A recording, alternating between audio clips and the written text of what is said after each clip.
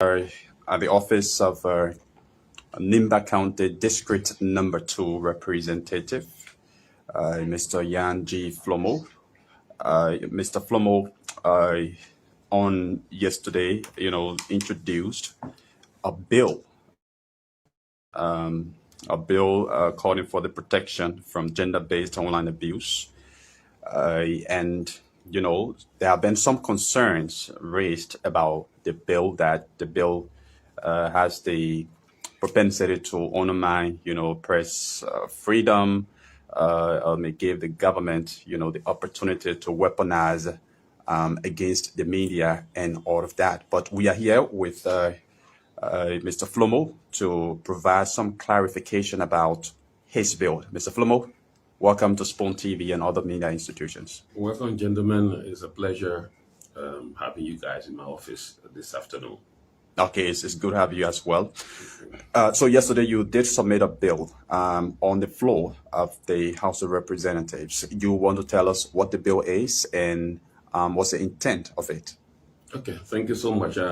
First of all, before getting to the bill itself, let us all recognize that as citizens of a state, we are governed by laws.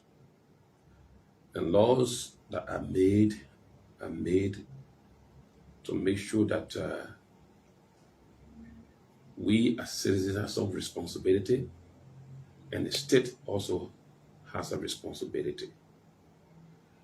And so for us in Liberia, the organic law that we got is the Constitution of Liberia. And so any legislation that is crafted, any law that is crafted, any regulation that is crafted must fall directly within the confines of the Constitution, or must be consistent with the Constitution. So the act in question, if you look at the preamble, which will give you the intent of the bill, it says that, as one of the clauses in the preamble, that it is essential to protect the dignity and integrity of all citizens, regardless of gender, from abusive and harmful speech on social media platforms. Okay. It also says that Article 15 of the Constitution of the Republic of Liberia guarantees the freedom of expression, but provides that the individual shall be responsible for any abuse thereof. So yes, freedom of expression, freedom of speech is guaranteed by our Constitution. But the Constitution said the crafter knew that there will be people who will abuse that, and that's why they said the individual shall be responsible for any abuse thereof. Okay. The preamble also look at the Abdullah Kamara Act of 2019, and it says that it refutes certain criminal speech offenses to promote press freedom. But it, unfortunately, I did not specifically address the harm caused by profanity, vulgarity, and wanton insults targeting individuals based either on gender or the person's position. Because probably it just wanted, absolute freedom of speech. Yeah. Yes. So now when you leave the door too open, it becomes problematic. Like the way we had our open door policy in the 50s and the 60s. Okay. And then today, Liberia is still trying to cope with the impact and the effect. And a part of the preamble says Liberia is committed to upholding the dignity of all persons, honor international instruments, including the Convention on the Elimination of All Forms of Discrimination Against Women, in line with the Maputo Protocol. So the preamble set the background. It gives you the intent for which this act is coming. So the preamble, if you go through it clearly, it doesn't say that it wants to break down the Abdullah Kamara Act of Press Freedom. No. It's telling you, yes, we uphold that act but there are certain things we got to introduce so that people don't abuse that act. Okay. So the purpose to amend the act is that online speech directed against persons based on gender while preserving the press freedom protection of the original act. To address harmful online speech directed against persons based on gender, based on maybe the person's look or whatever it is, or why at the same time preserving the press freedom protection of the original act. So the press freedom protection of the original act is being preserved in this amendment. So this act clearly defines those offenses Okay. that will be considered violation. So a person commits the offense of gender-based online abuse and harassment if such person knowingly and intentionally uses any social media platform, internet forum, or electronic communication device to direct profane, vulgar, or obscene languages at another person or personhood motivated by that person's gender,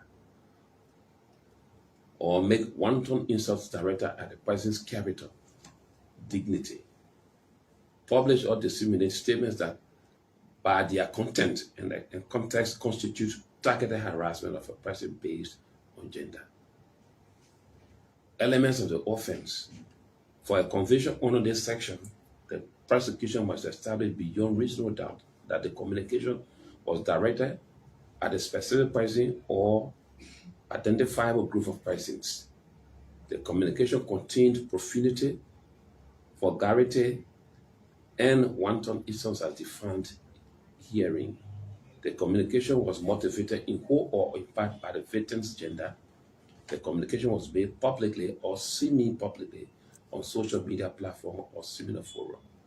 The accused acted intentionally and not through inadvertence or mistake. So these are the issues that the prosecution will be looking at to prove beyond reasonable doubt that indeed an offense has been committed. So this act also has a portion that deals with affirmative defense to the prosecution.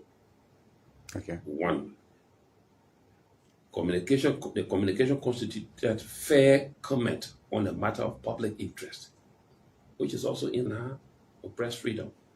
The communication was protected political speech or criticism of public officials in their official capacity. You understand?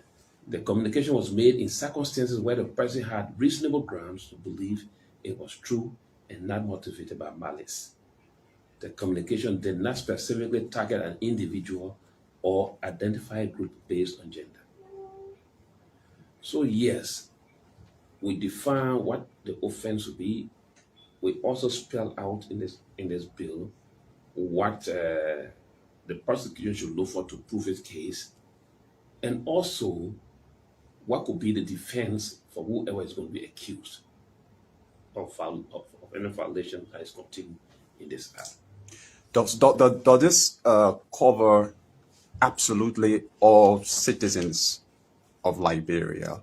That is to say, are government officials covered by this bill as well? Yes, it covers all citizens. I mean, the law is not sectional. Okay. The law is intended for everybody.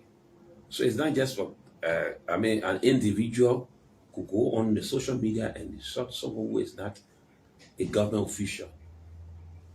So it's not intended to protect government officials. It's intended to protect all our citizens of Liberia from wanton abuse on the social media, wanton insults, deliberate attempt by some of our citizens to harass other people using the social media. Yeah, so one may ask, what necessitated the bill at this time? Is it from the backdrop of the popular incident that happened recently that has to do with Prophet Key? Prior to the Prophet Key incident, I think Liberians have been raising concern about the way people are misusing the social media. Okay. So I think the Prophet Key incident is just a factor, but we have received a lot of outcry, and people have been calling on us to act as the lawmakers to make sure that the appropriate things are done to curtail the way people have been misusing the social media, especially where they have used the social media to bring insults at other people. Okay. Honorable Flomo, my name is Emmanuel Davis and I work for KMTV. Since the communication yesterday to plenary, there have been misreaction from members of the media community. Some say the bill seems to harm the press freedom that Liberians or journalists are already enjoying. Or what difference would this bill bring to increase press freedom? The bill in no way tempers with the press freedom that is enshrined in the Camara Act. No. The bill is just drawing a distinction between what a free speech is and an insult or abuse, is, or the use of profanity is. So basically, it's calling for responsible press. So yes, responsible press. So it's just that this thing. So the former president, Madam Saleh, recently was interviewed, and she made a comment. Yeah. I think some of you guys monitor it. Sure. Yes. And said, in other countries, laws are made to protect people from sex. And this issue is not about court; it's about the legislature passing the appropriate instrument to protect the Liberian people. So, are these part of the legislature that are meant to protect the Liberian people? Oh, yes. Laws are meant to protect the interests of Liberian people. So, certain time, for example, when double land sale became rampant, it was creating problem. The legislature passed what we call there was a land act passed. What was the name? I think I will get to that. Yeah. Yeah. So there was an act that was passed which will punish the surveyor, the double land seller, even authorities that use the authority to mislead and give misleading information. The act is supposed to punish them because of the prevailing situation. So yes, because of prevailing situation, those in leadership and those elected to represent their people can work with their colleagues to come up with instruments that will protect the interests of the Liberian people. Okay, but one may say Liberia already has laws that address the issue of online or social media abuse, like this, the Cybercrime Act. Yeah, the Cybercrime Act is going to be complemented by this bill when it's passed into law. So what's different? What's different from the Cybercrime Act and your bill? So my bill clearly defines what the offense is. It clearly gives what needs to be done to say this person has been convicted. Besides, it also provides what an affirmative defense will be for anybody who is going to be accused. So there is a difference, even though they will end up complementing each other. Don't you think the amendment to this KK Act will be used by government or politicians to get a free press? Well, I don't think so. I think the intention is to have a responsible press. If, for example, the act is spelling out what an affirmative defense is going to be, and says that one, the communication constituted fair comment on a matter of public interest, that the communication was protected political speech and criticism of public officials in their official capacity. The act is spelling this out. The communication was made in a circumstance where the person had reasonable grounds to believe it was true and not motivated by malice. The communication did not specifically target an individual or identifiable group based on gender. So already the Act is providing a space where anybody who is accused has a window. Yeah. And now let's just come to the issue of enforcement. How, I mean, because there are existing like the Cybercrime Act, we haven't seen much of that really being enforced Yeah, yeah. against victims Yeah, of online abuse. The Cybercrime Act was passed by the Senate, has not been concurred Okay. at the level of the House of Representatives. So it's still a bill in progress. You understand? So we can speak to that when it has not been gazetted, for example. Okay. Yeah. I'm concerned that when Koli said the enforcement, there are too many good laws, but the implementation is sometimes lacking. What different measure do you think, or have you put in place, or will lawmakers put in place for this law to be? So the fact that the law is there and what constitutes the offense is also clearly spelled out. If I'm injured as an individual, this law now is going to bite me to take an action. You understand? Now, if I take an action, then we see that the law is being utilized. So let us have a framework in place first. Once the framework is in place, the rest of it will follow, because anybody who feels injured will have to go to seek remedy from the law. But there should be a framework that will guide you in the process. There are too many people within the media community who is like barraging you for this amendment. Some say you being a former journalist,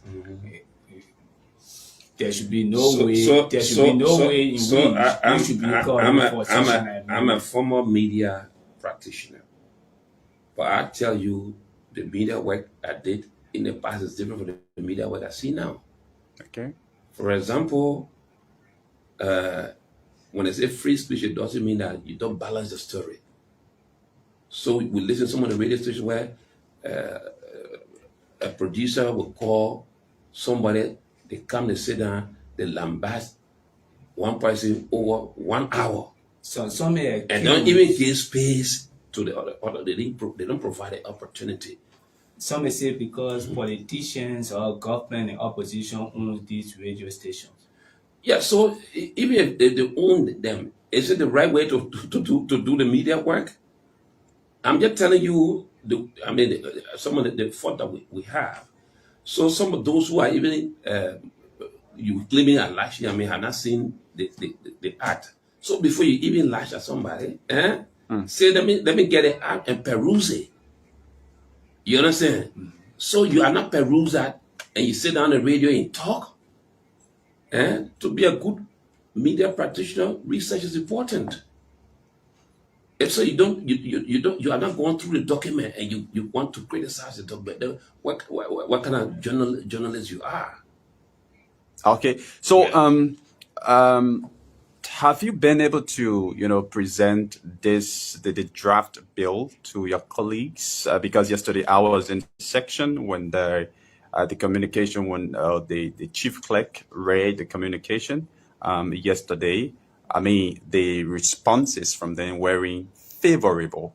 So it appears that a lot of them are against this bill. Well, I don't think they are against the bill. Okay. So is it that they have not been able to read it? To read that. Okay. So once the bill was sent to the requisite committee, I sent soft copy to all of the committee members. So they now have copies to peruse the bill, because they were given time to work and get back to the plenary. But the bill is in the interest of everybody. Okay. You understand? Are you hopeful that it will pass? It's going to pass. This is a people's interest bill. People don't hide. There's no need to hide behind press freedom and make our society to look like a society that doesn't respect the culture, that doesn't respect the people No. Is there any alternative, just in case if it fails to pass? I'm just saying, with the intention of the bill is clearly understood by a lot of people that I've spoken to. Before I put on the table, I'm on the floor. I spoke to a number of people who said they would back me up. So you are confident So that I'm confident that at the level of the House of Representatives, it's going to pass. I know you want a responsible press, but let me just there have been many calling for lessening of journalists. You talking about responsible press. Do you support the lessening of journalists?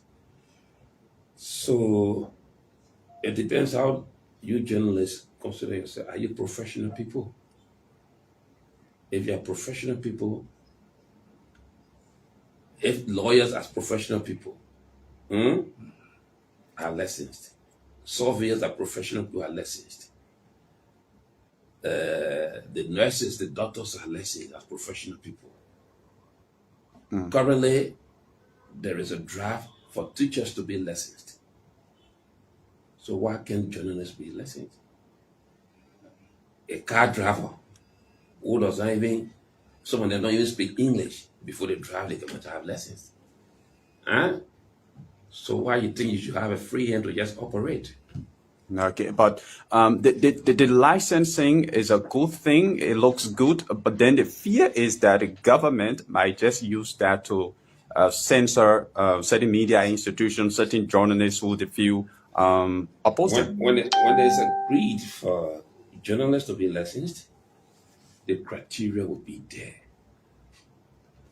So why people jump the gun? So once the criteria are been developed and you meet the criteria, no one can step on you.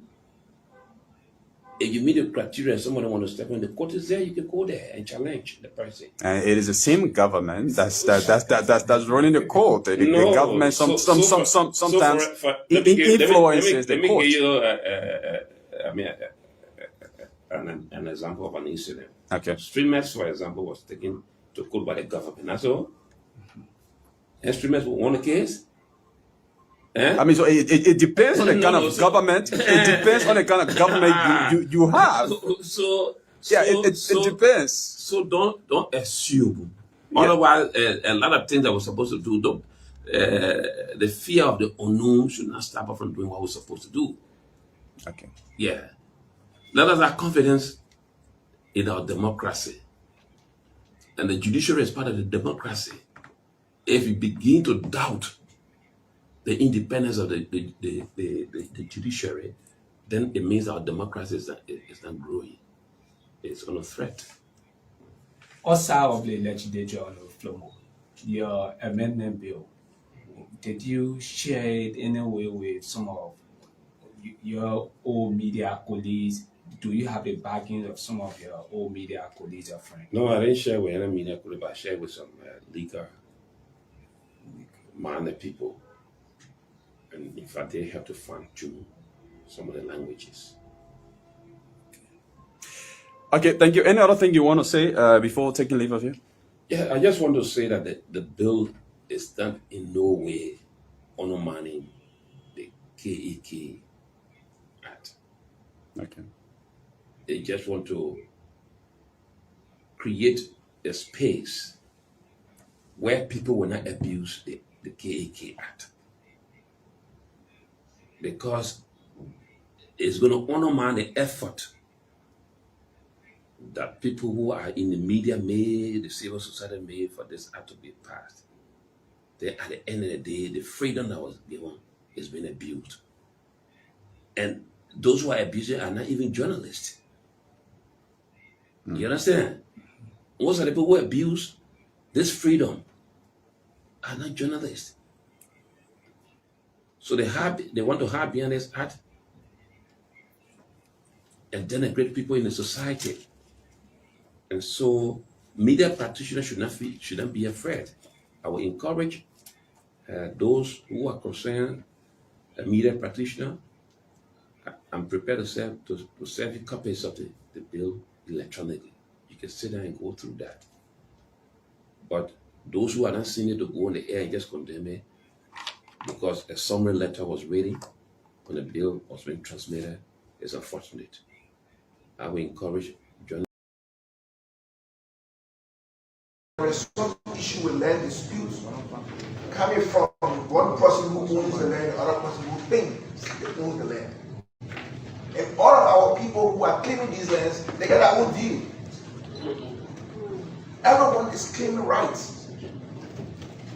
The Liberia Land Authority has the judicial responsibility to administer these processes. What has been their intervention? What are they doing? What are they not doing that and asking our people to move in this direction? There are even places right now where people have formed their own vigilante group. As soon as you go there to require the chairman of the community or somebody for land, or a group of people just come and surround you to say, don't bring land business here. Anything to the contrary, they will do something to you. This is serious. It's a national concern that needs to be addressed at this point and immediately. I'm asking this August body, this is my prayer, that we call the Liberia Land Authority to come and tell us what is obtaining. How are they registering these lands? How are people getting lands? And what is going on with respect to digitizing this land thing so we don't have people coming to duplicate these processes? And even if they have a digital system, the computer says when you put in garbage, you will take garbage out. So are they putting two Ds with the same date and the same names on into that system every time that creates confusion? This is alarming. So I'm praying to this body that we call the LAA to come and tell us exactly what is happening. Has there any negative discussion on land dispute issue in the country? Madam Proctor, the Stewart colleagues, while we are lawmakers here, we are politicians. We will make some speeches. Some will be beautiful, some will be annoying. But if we do not take certain action that lie within our authority, we make beautiful speeches today, some beautiful, some annoying, and it will just be this, that. So I'd like to propose two things. The Senate should invite the Law Reform Commission and the Land Reform Commission and Land Authority, not before plenary, but before the proper committee, for us to have a very serious hearing for the purpose of reviewing the law to achieve two or three things. Because if we are not courageous with bold courage, you see that court, the judiciary, the probate court, Madam President, the Stewart calling is a problem. Land dispute, land issue in Liberia is now becoming one of the trending issues across the country. Yesterday, the Liberian Senate held a debate on the issue with other senators calling on the Senate to invite the Liberia Land Authority to appear before the Senate committee to address those issues too as well. Good evening and welcome to BKS TV this evening, and welcome to the Heat Hour show here on BKS TV. On the Heat Hour, we say dialogue and our confrontation. We say words and our bullets. My name is Junior Payne, your regular host of the show, and I'm here tonight with Mr. Sam Saros Valier. Together, we will be bringing you tonight's edition of the Heat Hour program here on BKS TV. Today is the fourth day of the 10th month, which is March AD 2026. Let's bring you a few updates from across Liberia. The Liberia National Police launched investigation over teen killed in tragic gold mine accident. The Liberia National Police in Riverside County has launched a full investigation into the death of 16-year-old Prince Miller at the Sand Beach Gold Camp. Police say the teenager was fully injured during mining operation when an excavator struck a tree branch which broke off and hit him in the head. He was rushed to a local clinic where he was pronounced dead. The excavator operator, 49-year-old Momo Sharif, is in police custody and cooperating with investigators. Authorities say the team had been working at the site for about a month. Police say the investigation is ongoing to determine whether any criminal liability is involved. Okay. Let me try to bring you the last one here before we bring on Mr. Sam. Okay. The Monrovia City Code has issued a writ of summons against the Liberia Marketing Association and its president, Elizabeth F. Sabalo, for alleged violation of city sanitation ordinance. According to the court document, the action was filed by the Monrovia City Corporation. The complaint accuses the LMA and individuals operating under the authority of persistently dumping market waste on public streets and watersides, thereby creating hazardous sanitation conditions across the city. The writ issued from the Temple of Justice in Monrovia commands the defendants to appear before a disciplinary magistrate Ben Bracco or any other assigned magistrate of the Monrovia City Court on Friday, March 6, 2026 at 9 a.m. The defendants are expected to answer to charges of violating city ordinance number 1 and number 7, as well as section 1 of the administrative regulation on general fines. In its complaint, the Monrovia City Corporation alleges that the Liberia Marketing Association has been in consistent habit of disposing of market refuse in public spaces and waterways, actions which authorities say pose serious public health risks within Monrovia and its environs.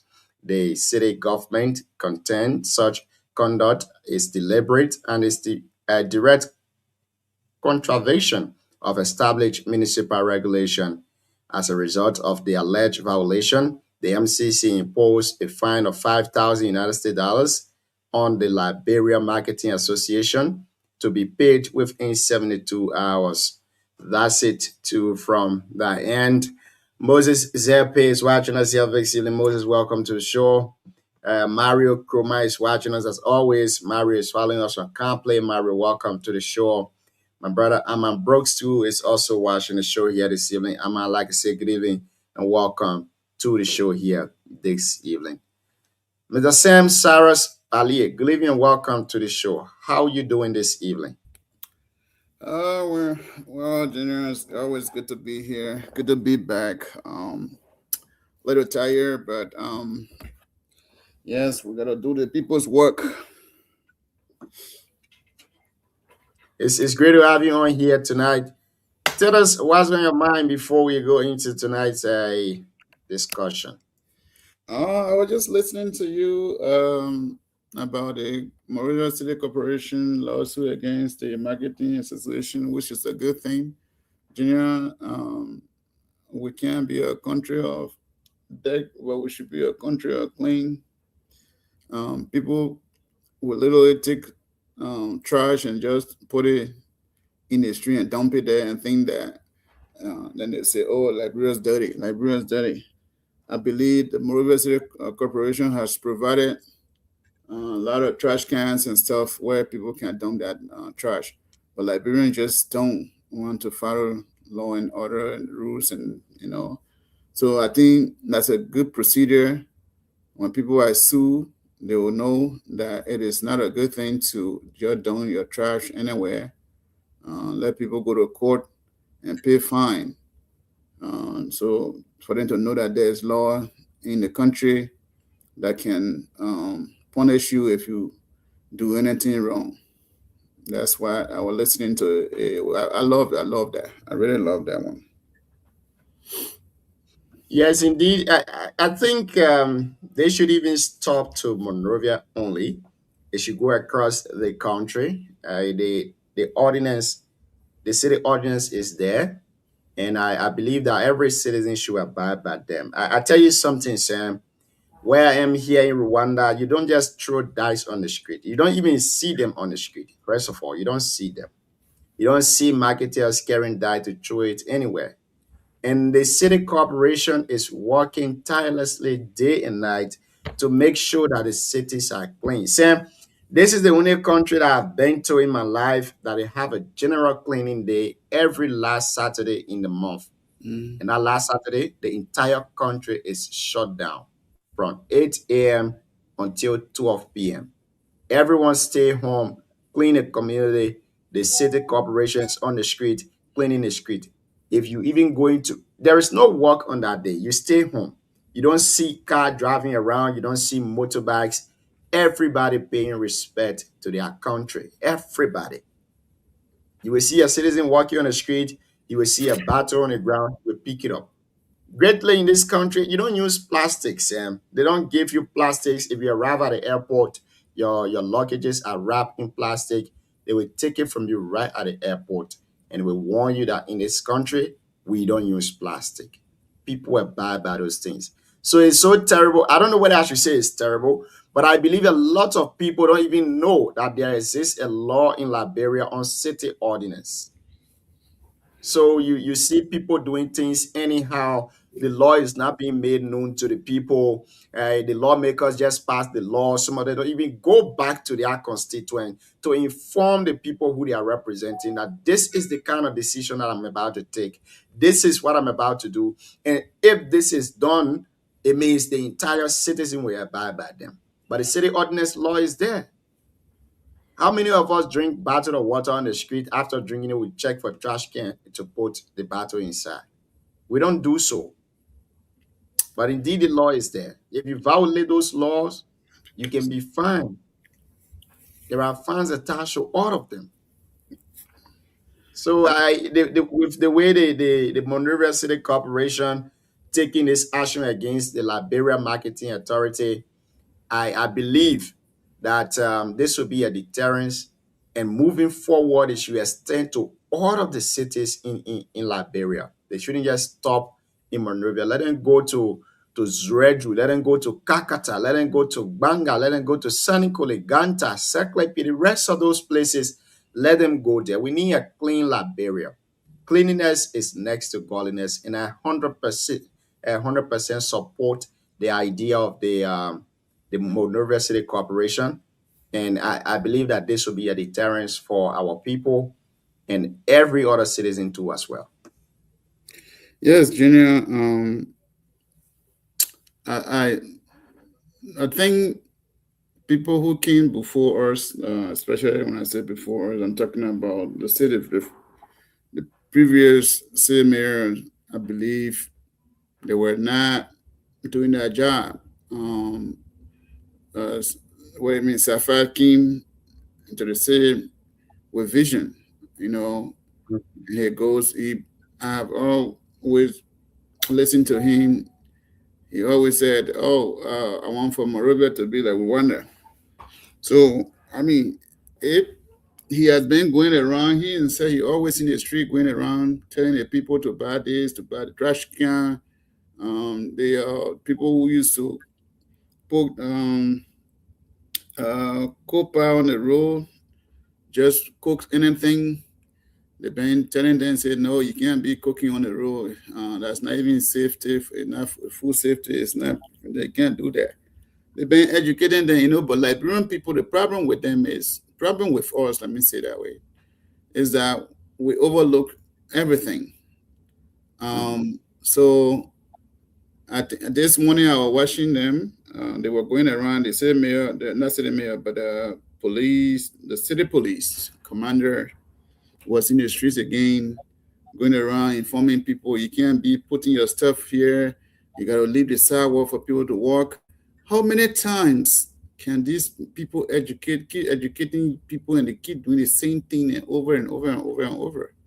So at least when those kind of actions are taken, the Liberian people will know that it's serious. Some of them know the law. They just don't want to abide by it. Some of them know the sanitation law. Some of them know that city ordinance law exists, but they just don't care. Everything, maybe they want to do something that is political, or the people trying to do move food in the country. We market here, we're supposed to be, we voted for you. So you voted for someone doesn't mean that your country can't be clean. That's a problem with the country. So because you voted for somebody, does it mean that you bring all your trash in your house and say, okay, let's put it in the street because you voted for somebody? And one of the reasons why you see mosquito all over in Monrovia, most especially. So because you throw trash everywhere, mosquito will be all over the place. So if when the cities are clean, mosquito will not be too much in Liberia as it is. So I'm in my mind, I think the city mayor is doing good, letting file more lawsuits against them, the violators.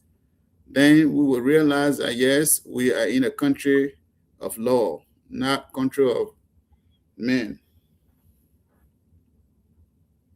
I agree with you, Sam. I 100% agree with you. My only plea to them is that they should extend this across the 15 counties and not only Monrovia. They are just saying Monrovia there, but if you go to other counties, it's terrible. And it's not just the marketeers, and I believe that even the citizen themselves, the ordinary citizen who are not making business, some of these people, they will wake up in the middle of the night and go to throw their dice. Yeah. In the middle of the night. I've seen people doing it before in Liberia, and I know they do it. In the middle of the night, you see people will wake up and go to throw dice somewhere where they know that this place is a street. And in the morning, they will pass by that place and be looking at it. These same people will come to criticize the government and say the government is not working. Yeah. They were taking The same people will Zogo for Zogo it's to not go working. clear away. Yeah, you gave the die to Zogo, the man just carry, he threw it right on the road. He threw it right on the road. And when you come from there, you criticize the government. People, what baffles me a lot is that I don't know whether it is a tendency that is in we Liberians that we tend to play politics with everything. You see this person doing their work, and somebody will go to put in the orders and all of that, and someone will say we voted for this government and they are treating us like this. Come on, man. Come on. Do you think the other country that you fly to, when you go to buy your goods, the way you see the streets clean, you see everything looking very fly, you think if the citizens were behaving like the way we are doing in Liberia, it would be okay for us? You realize that people, they will put trash can along the road. These same people will go to take those trash can from there. They will take it from along the road. But Carry then it to that. the funny thing I want to share with you is that was when, like, maybe a few years back, I was giving this Liberian girl a ride. We were driving, and we stopped. We grabbed something. After eating, she threw the trash in the street. I said, huh? No, they said, leave it there. I said, no. This is America. We don't do this kind of thing. They could take my car plate and give me a ticket. So I stopped. I went and picked up the deck, put it in the trash, in the bag. When we got to the trash can, I threw it in there. I said, this country, you feel that you too. I said, listen, this is not Liberia. If you've been here for long, you still don't want to change, then maybe you need some help. But you need to change. You see the people country, the streets, you see it. That's why you get trash can everywhere. Or take the stuff to your house. You can't throw stuff in the street. You didn't see nothing people doing it. Why are you doing it? Don't make people look at all like we are really African and not all African, maybe Liberian mentality, I would say.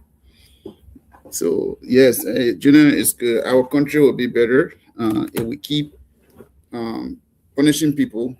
Maybe put in the night. We should put police people in the streets. They catch you dumping your trash, um, arrest you and put you to jail, and you pay a fine. They let you go. From there, once the news spread out, you said it should expand to other countries. Yes, it's possible, but it has to start from somewhere first. When the news start, if it starts in Morovia and the news starts spreading, people will be careful and say, you know what, it happened to this person, they sue the person spend US because Liberian people hate to spend US free like that. So Mm-hmm. you, can you imagine the person spend US this and so they will be careful. They will be careful of what they do. We can't have country like that. Everything is just politics. It's just, politics is not stupidity. It's just a policy difference. And the law is there, or the zoning law is there, the ordinance law is there. So I think when they start using it now very well on people, it'll be okay. We need to desist from these things. And when you do research on plastic, Mr. Sam, it takes, I think, they say a decade or 100+ years before it decay. Right. So Yeah, imagine that. we and need we to throw it out get rid of that plastic bed system, plastic bed water, and maybe bottle would be a little bit better. Plus, that's the whole plastic bed water. We need to get rid of it. The companies that are producing, keep producing plastic bed water. The government need to take steps and say, you know what, we're not against you producing water for our people, but you need to buy bottles and make it affordable for people. We can't keep using plastic bag. You see the drainages getting clogged every day. It's because of the every plastic day. bag. So yes, they need to really do something. The government need to, the city, government, city mayor, they need to step on, let someone pass it. I think the law is already there, but maybe I don't know about it. Plastic bag companies, they just need to let them know, hey, gentlemen, this time around we can't do that anymore. You guys need to step up. If you can't produce water bottle, then maybe most likely we will take you out of business. Yeah, then you're not capable of doing business in Liberia. It will be tough, but at the end of the day, it can be done. Liberian people will make noise. Maybe in 1 or 2 weeks, it's over.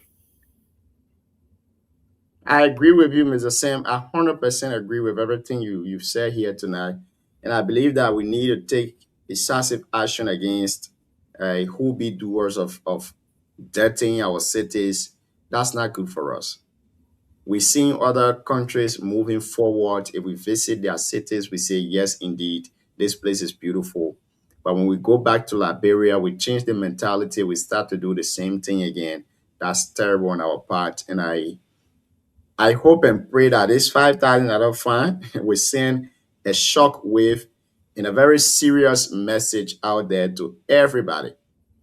Now, Mr. Sam, let's go to the issue here tonight. Yesterday, Representative Nyanji Flomo of Electoral District 2, Nima County, he sent a bill to the plenary to amend some provision in the Camara A Camara Act, and or to complement the Camara A Camara Act. He called the bill the gender abuse bill, I think something like that. And that bill is intended to curtail the gender abuse online against anyone, females, males, or any other person. That bill is there to complement them. But journalists asked him, is this bill in any way trying to curtail the Camara A Camara Act that gave us freedom of press? And he said, no, this bill is here to complement, if passed, if enacted, it will complement the Camara A Camara Act.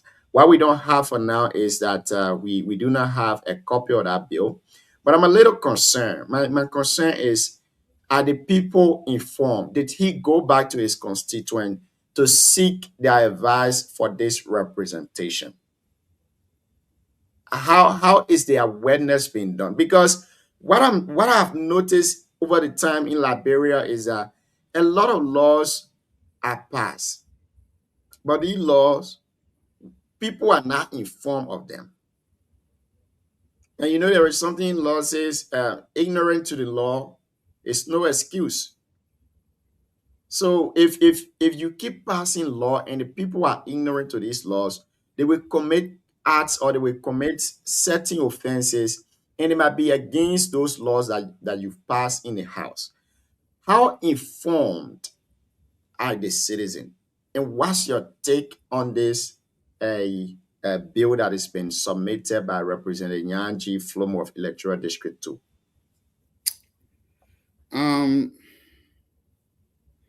So the bill is, I'm a little bit confused. Is the bill specifically is it anti to social media cursing? Is the bill anti to cursing in Liberia as a whole? What the bill really mean? So the bill is not, I insult? think in the simplest term, the bill is anti-insult, social media bullying, social media insult directed at certain people or any other person, social media bullying and all of that. That's what the bill is intended for. And I think this bill will address the issue of people who are in the act of leaking people private videos online, people who direct invectives at other people who insult other people. This is what the bill is intended for. I'm very sure those are the content. It's a very, very, very big and complicated bill. We live in a social world today. We live in a world where social media has taken over. You can't, I don't want to say, for lack of better, you don't want to control what people will say and how they will say it. The Constitution of Liberia gave. So Sam, we have the news here. Let me read it so that those that are following us know what this is. Great. So yesterday, the Honorable House of Representatives has mandated the Joint Committees on Information, Broadcasting, and Judiciary to review within 1 week a proposed amendment to the Abdullah Kamara Act of Press Freedom. According to the House Press Bureau, the amendment titled the Protection from Gender-Based Online Abuse Amendment Act of 2026 seeks to criminalize, this is a key word, criminalize gender-targeted online harassment and abuse. The release said the bill submitted by Nima County District 2 Representative Nya Flomo aims to address the growing concern over vulgar, profane, and insulting language on social media platforms, particularly directed at women and girls. Representative Flomo said, while Liberia existing press freedom laws safeguard free expression, the amendment emphasizes accountability for abuses of that freedom, citing constitutional provisions on equal rights and responsible speech. He noted that former President Ellen Johnson Sirleaf had also voiced support for stronger regulation, noting that unchecked, false, and offensive speech can contribute to societal instability. Now, what he's saying here is that they want to criminalize people who insult on social media, people who use profanity against other people. And I don't really know whether the lawmaker did his research very well, because we already have a constitution that gave us Article 15 says people can say whatever they want to say, but if and only if this provision can only be violated on what we call defamation of character. But you live in it and you wanting to criminalize something different. Do you know where the social media is going right now? How do you classify profanity? which one you classify as insult and which one you don't classify as insult. So Sam, let me hear you on this. It's an interesting topic. Writing something is different than explanation. There were my dear brother from district number 2. Is that from number 2, right? District number 2 will struggle with what he referred to as insult, what he referred to as profanity, until he can properly define those words, and to even say criminalize, that's a big one. That's a big one. So he needs to really define what he referred to those words, because we got freedom of speech, freedom of expression. The Constitution gives everyone to express themselves. Whatever way you express it,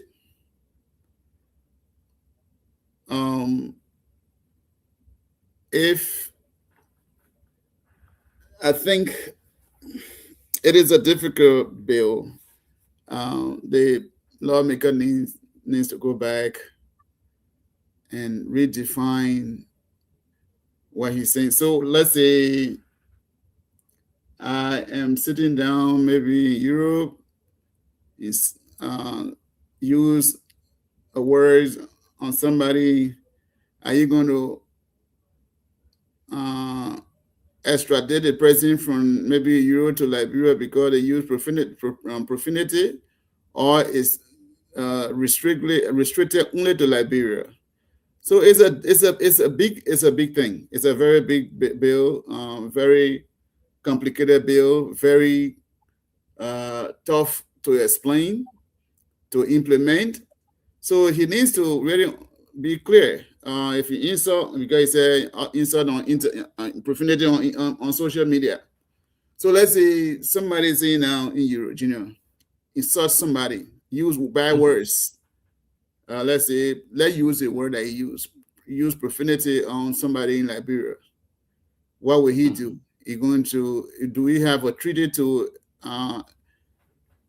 bring the person to Liberia because the person has insulted the person?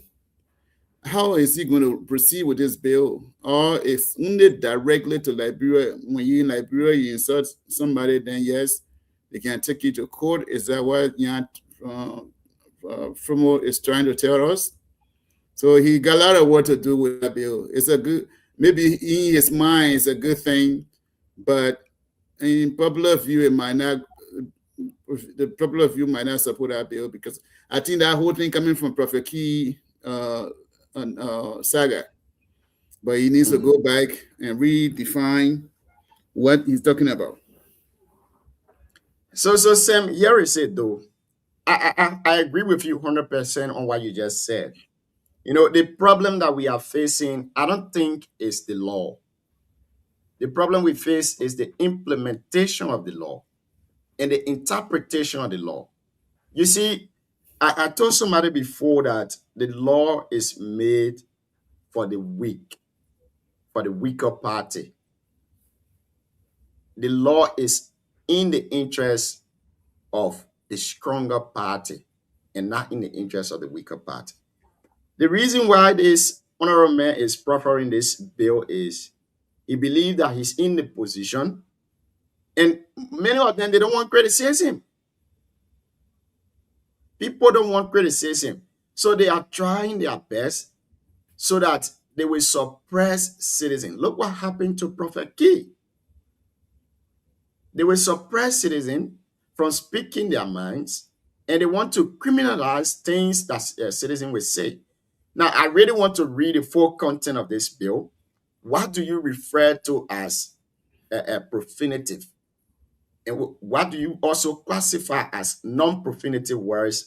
And what do you classify as profanity words? And how different is this from the Constitution? Article 15 of the Constitution says we have freedom of expression,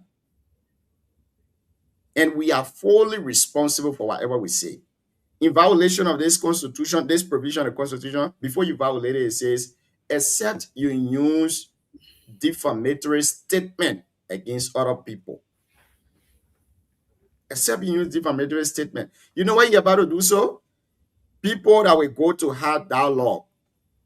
I don't know which one of the words you would classify as profanative or vanguard words. I don't know which one you will classify as that.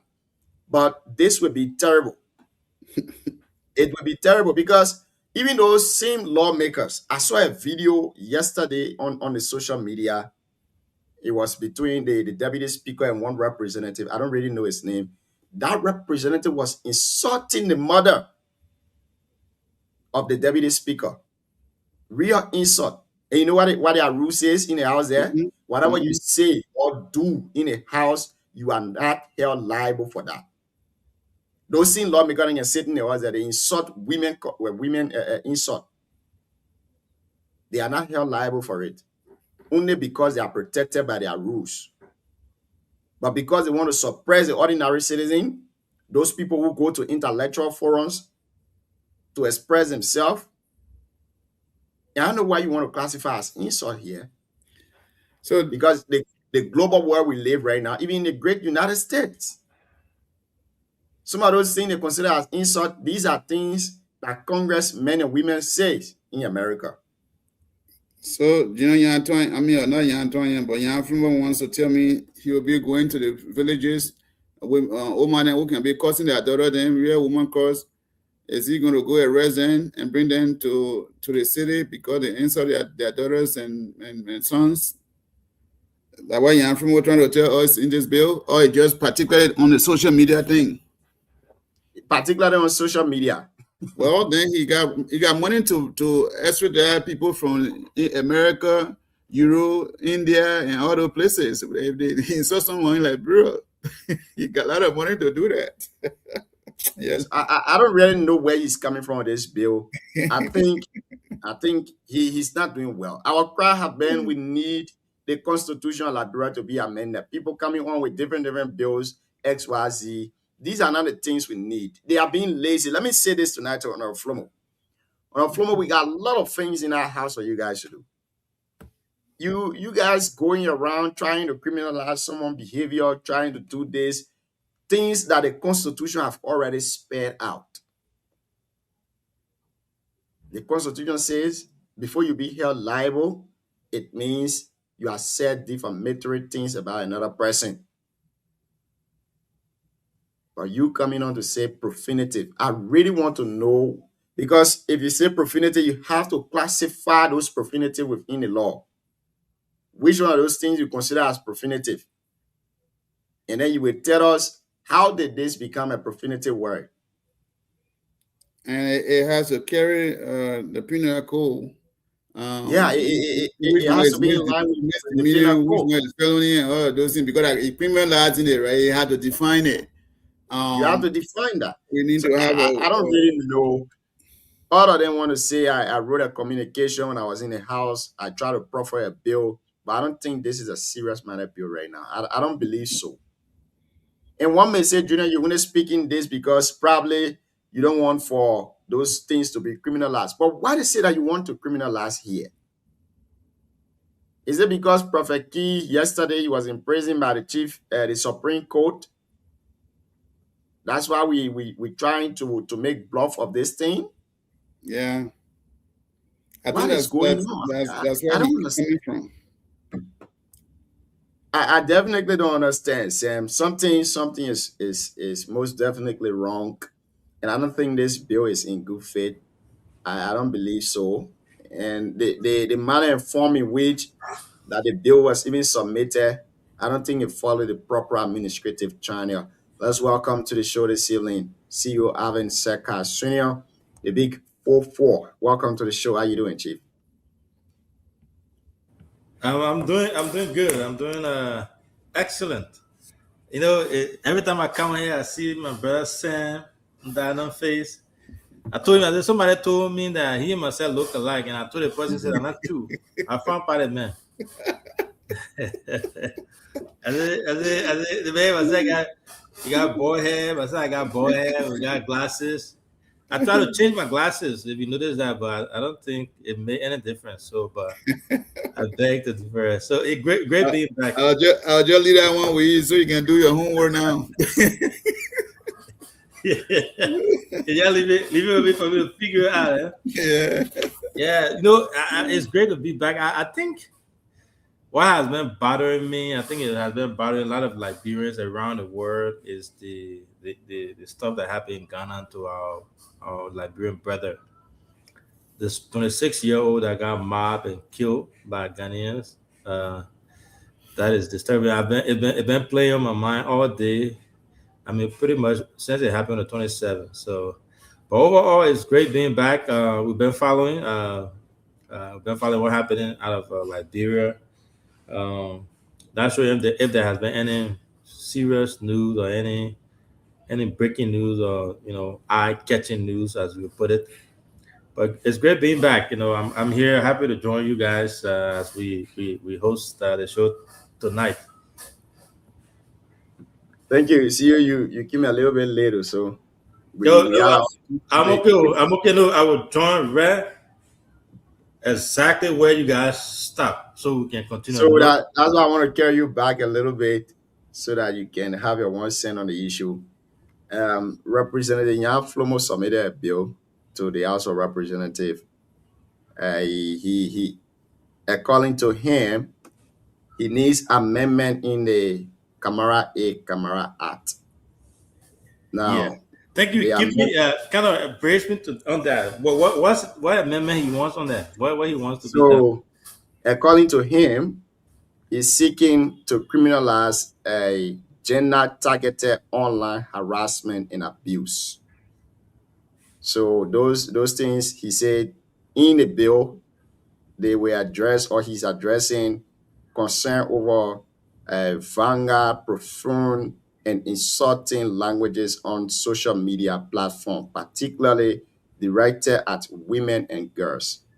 Now, the constitutional provision is there, Article 15.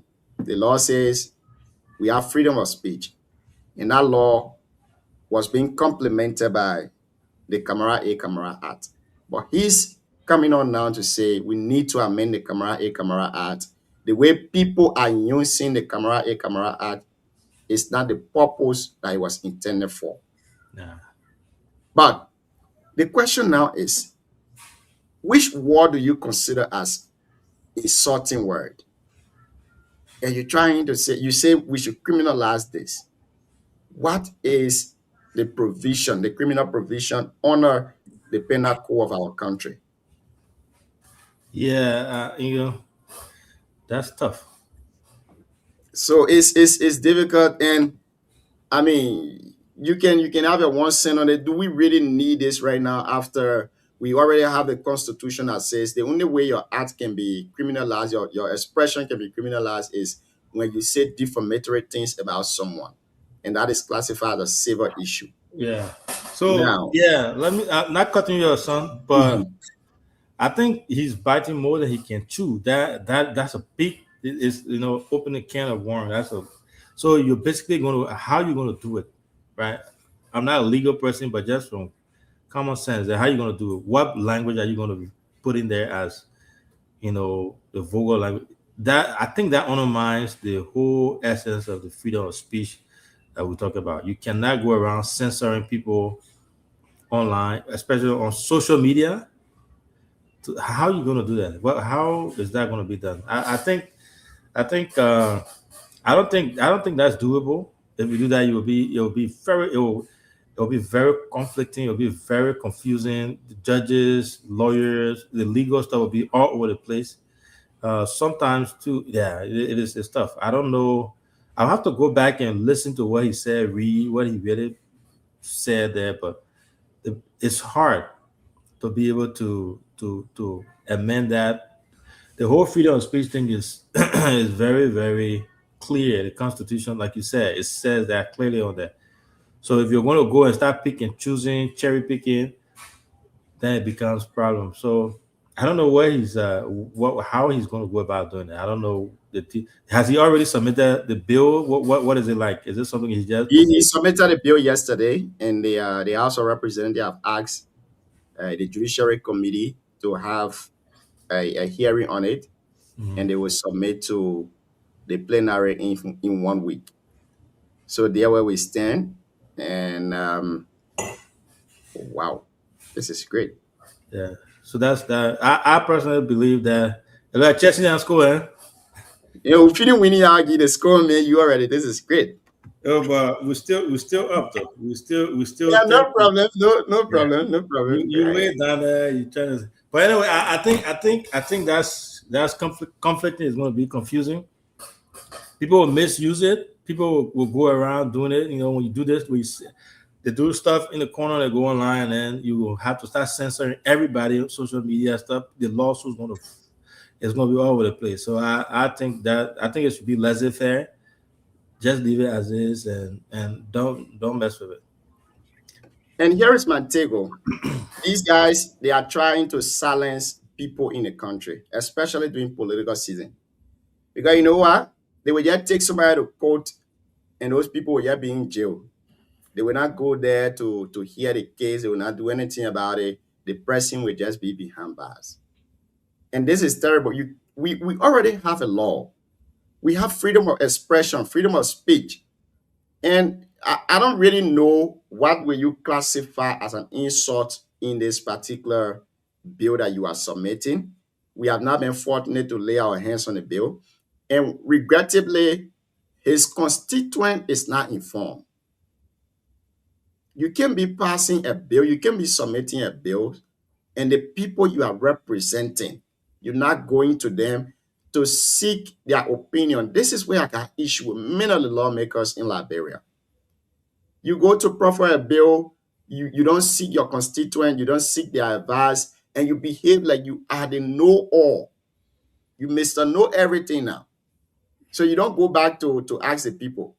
Now, the people in Boadavoy, what you might consider to be an insult, in that place is a culture or a norm to them.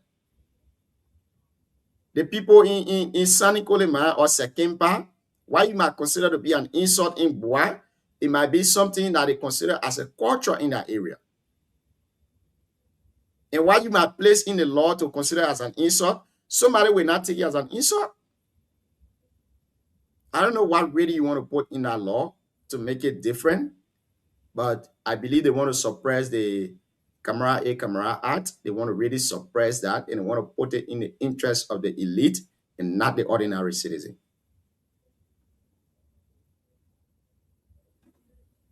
I agree with you. I think someone I was following the lawmakers in Liberia there in Nima specifically, and he's one of the sound lawmakers, one of well educated from the media, highly educated from the media background, who's doing a lot of bill stuff in the house, but his people in District 2 are basically saying that he's not really doing well. People, the way people look at things over there when it comes to rating their lawmakers, they focus on hands-on practical development and stuff like that, and he's not doing that. From what I've learned, he's not doing that. And when you do survey in Nimba now, you ask about lawmakers, he's going to be ranked at the bottom there. And then this might be some of the reasons, right? These bills are good, but how does it really impact your people in District 2 fundamentally, right? Now, it's good freedom of speech, that's a good thing, but is that something that we really need now when we already have law in the book, the Camara law, and we already have the Constitution that provides and protects freedom of speech, and you go after that? They call it the Meta Steel deal were here, and they never even came out to say anything. They were all muted. Yeah, they didn't say anything. We never knew that they were even in existence. Now that has passed. Now you're pushing, you're preferring bill that really won't make any huge impact, as you know. So it's just to him it might be something that I don't know where it coming from, where the reason behind the bill. I don't know if there has been a strain of insult on people on social media. I don't know the trend of it, something that is I don't know what the I background. think this is coming from the backdrop of the imprisonment of Prophet Key. I'm pretty sure of that But because those guys have been there now for 3 years. He has never thought of it before. And if you say you want to suppress this act or you want to amend this act, it might be something that you thought of before. It might be among your manifesto before you got elected. So what took you so long? Why wait for Prophet Key to be in prison first on similar issue like this before you start bringing on amendment to the Camara Act? So there is a serious problem somewhere, and if care is not taken, maybe we might end up being like the other countries that freedom of expression is not given, freedom of speech is not given to the ordinary citizen. I agree. I think it's not a pressing bill. I don't think that's something that really people in District 2 are yearning for right now. I don't think that's something that NEMA people are really dying for right now. I don't know how important it is right now. To me personally, I don't think it's that important. We have other pressing issues that they should be talking about, not that. Great. So today again, another issue from Monrovia. The Monrovia City Corporation sued the Liberia Marketing Association for waste violation or waste disposal in Monrovia, and they sued them for 5,000 United States dollars. The Monrovia City Court has issued a writ of summon for the Liberia Marketing Association to appear before them and to make their side clear on the complaint filed by the Monrovia City Corporation. According to the City Corporation, the Liberia Marketing Association have been using the streets to dump their diets. Many a times those streets will clog the water line, all of that, they will clog them. So they are suing them for that. What say you on this issue? Do you think it's a good decision by the Monrovia City Corporation? And do you also think that it should extend from Monrovia to other counties? Yeah, sorry, I missed that part. Can you please say that one more time briefly?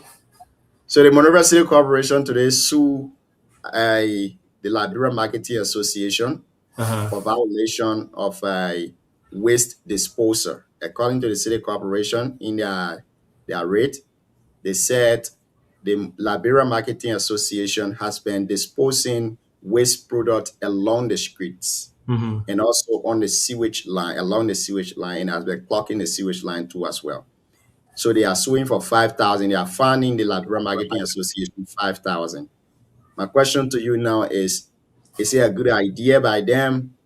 Should they extend to other counties that the marketing association or citizens who are in the habit of disposing waste everywhere?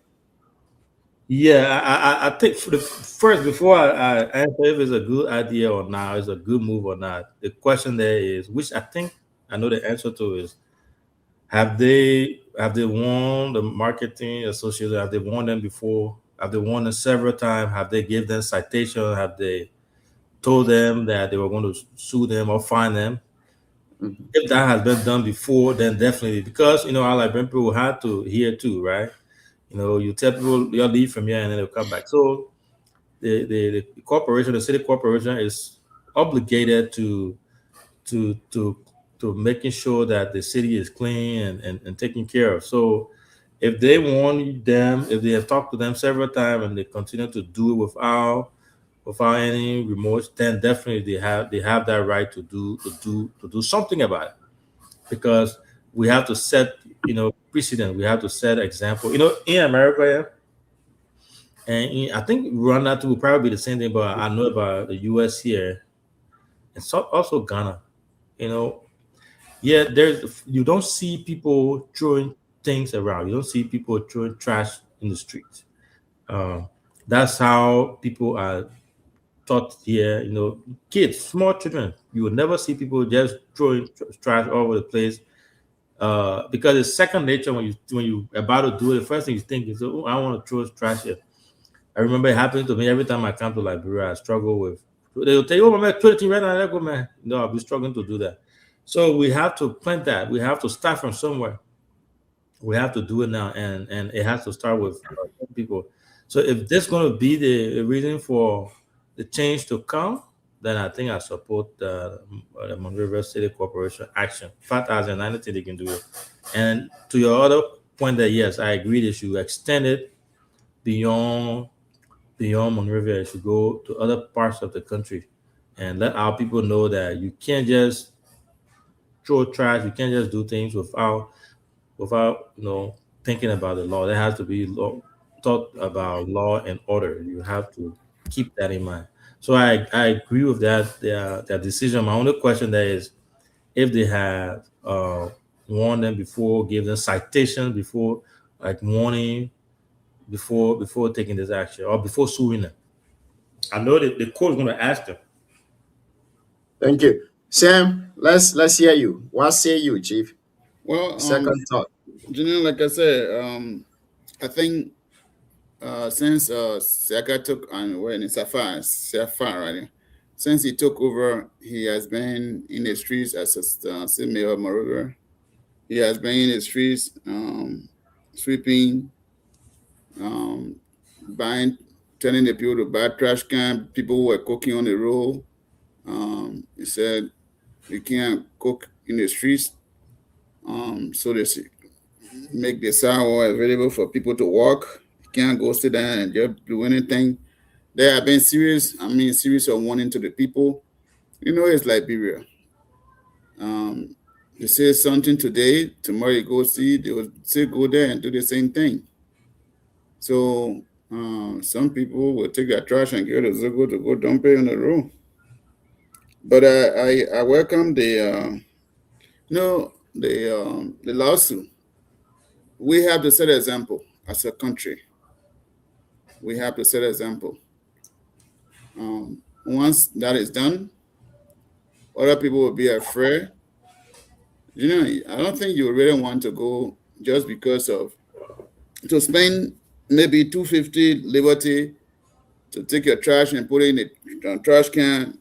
You'll go spend $100 for fine US. I don't think a lot of people want that to go that direction. So the better thing is to pay $250 or $350 to take your trash to the trash can nearby instead of paying $100 for fine, taking you to court so you can pay. So I think the city corporation decision is welcoming. I hope and pray that it will spread out in every community. The city police should be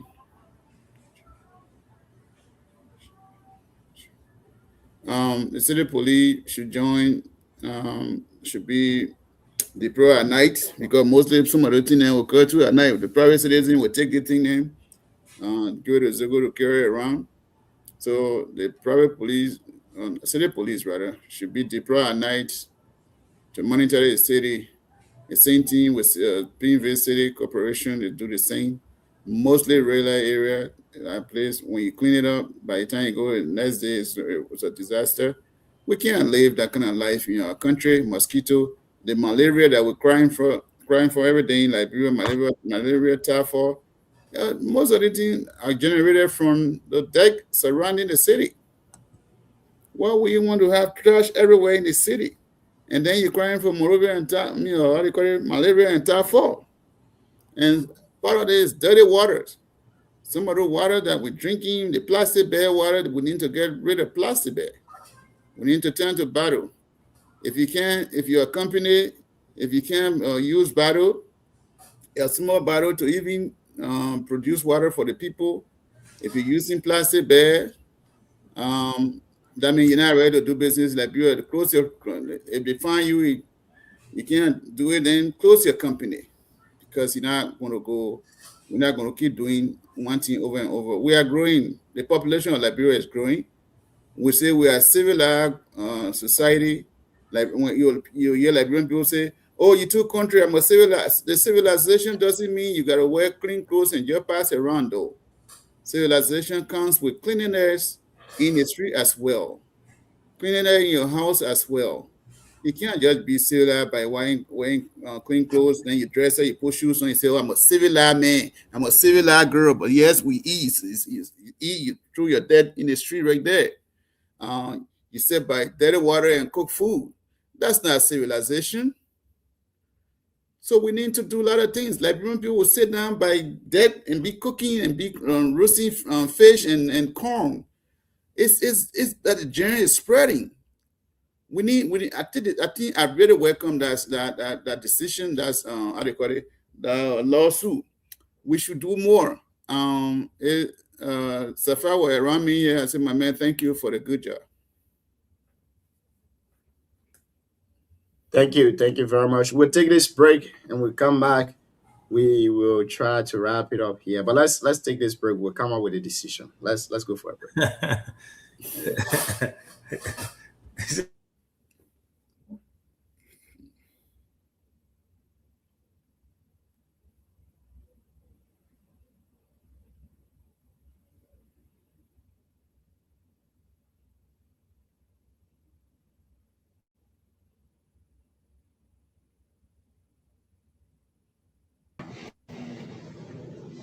The judge of that court must be subject for impeachment.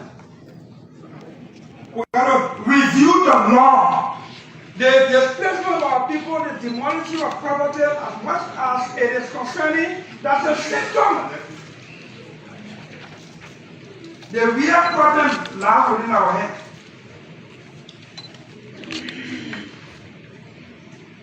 If we don't take deliberate steps, and even where it requires appropriation by budget to digitize the Land Reform Commission and authority and especially the probate court, so that if you bought a plot of land at Barnabas Junction and the meets and bounds were back on a deed and you took it for probation, and the probator put the meets and bounds of your deed, the location, everything in a digital system database.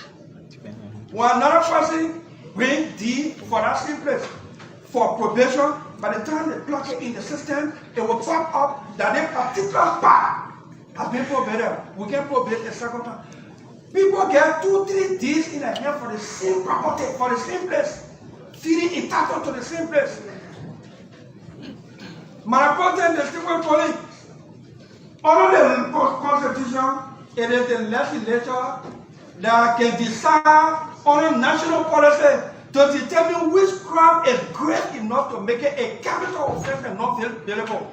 We got to consider making the double sale of land not bailable, so that people who are double selling one part of land to more than 1 or 2, 3 persons can know that when the law catches you, you go to jail, no bail bond, and the sentence, the punishment, should be nothing less than 25 years.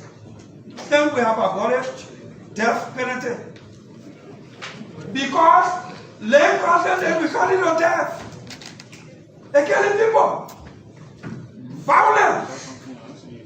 The law as it is, the enforcement of the law, and the law itself is a little weak. We need to reframe it and make sure that 3 things will get out of it. Not bailable for double dealers of one property. 2, any judge of the probate court that probates one plot of land 2, 3 different times becomes a subject of the confusion should not remain there. Lastly, I made a statement on the land issue in Montreal County, and people taking it out of context. So let me repeat.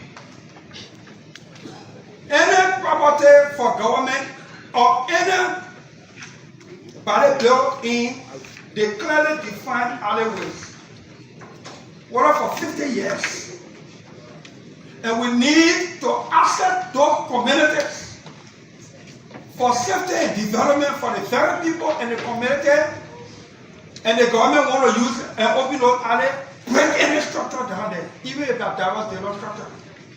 If that's my mother or my brother, break it down. Because if we are not deliberate and courageous to do this thing as current national leaders. The same people, there are some places fire trucking reach there because people bury the alleyways. There are some places water and sewer cannot even reach to do so much work because people build in those alleyways.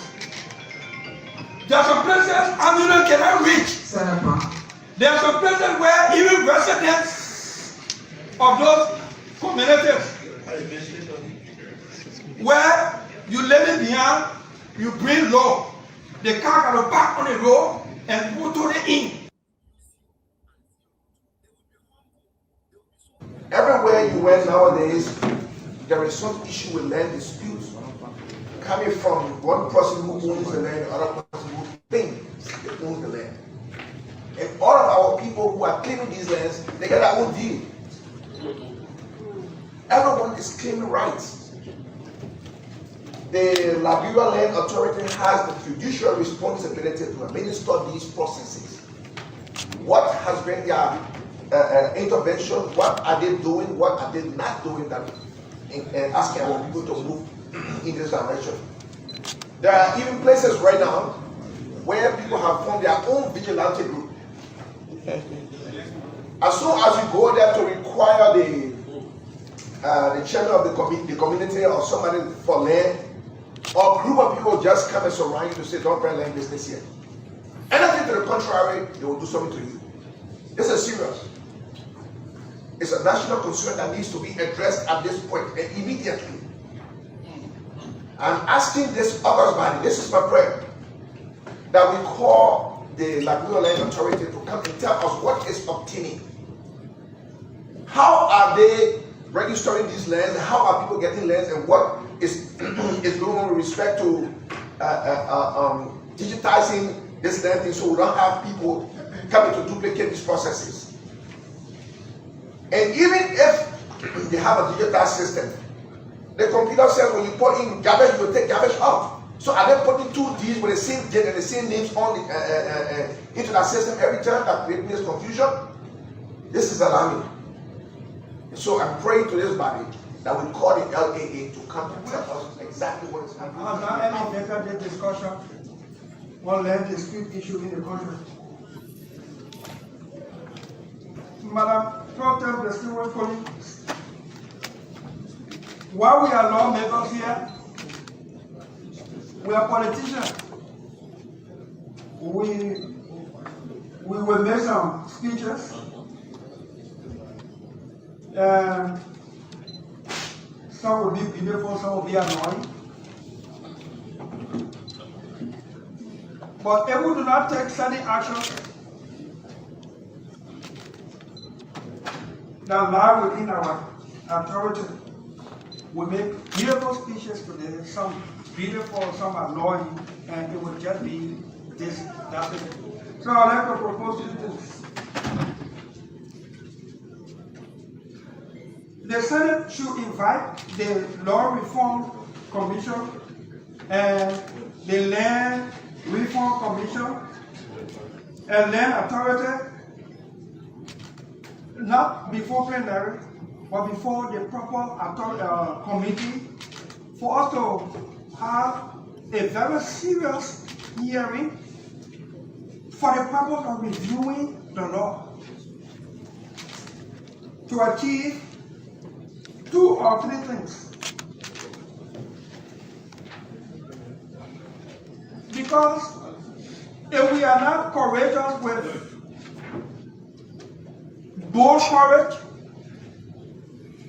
you see that court, the judiciary, the probate court, but according to Stewart Calling, it's a problem. We are to review the law so that any judge of the probate court, when that court probates 2 or 3 deeds for the same place,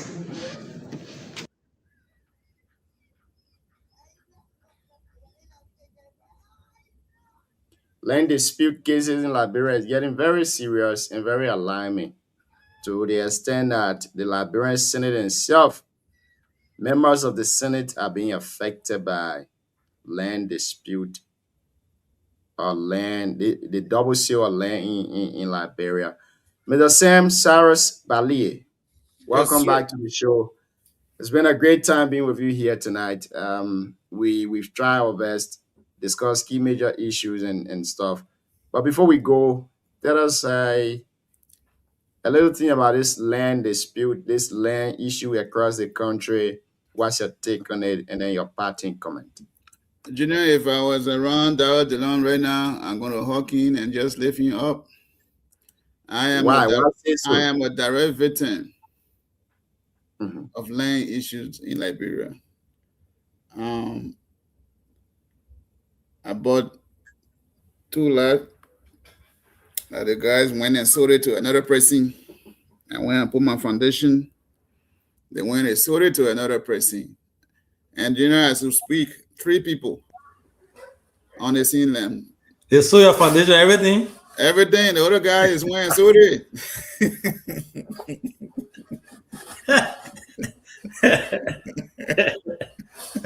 And not only that, I was trying to buy another unfinished building. The guy actually lied to me, and they said that the unfinished building was for them. So I sent people to do due diligence. But I paid some money.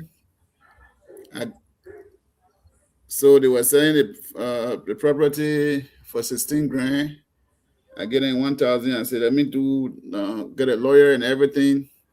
So I got to find out later that the property itself was not for them. It was for another guy. They sold it to another guy. And then they're claiming that the land is for them, but the guy who built the place is not for them. So yes, if I were around that, they don't right now, I say, my man, even though you can have your own thing though, but this one year, shake my hand. So Sam, I want to ask you this question, and let me ask in a simple Liberian English. You think who's supposed to be blamed in this issue? Is it the land seller or the probate court that have No, all so the documents in their the thing in their is that before you probate your land, you gotta buy your land first. Mhm. So the land sellers are the major problems in our country. But I agree with you that the way you go to court, you already bought the land, but you went to court, the court still gave you another deed for that same land that they know that they have issued deed for it before. Who do you So think is the problem now? the problem is that coming from out of war, there are some things that we haven't done. Saying they were finna was saying your leader was in here. That's what I'm saying. There are some things that we haven't done, which is like Dad was saying, we need to digital that whole land thing.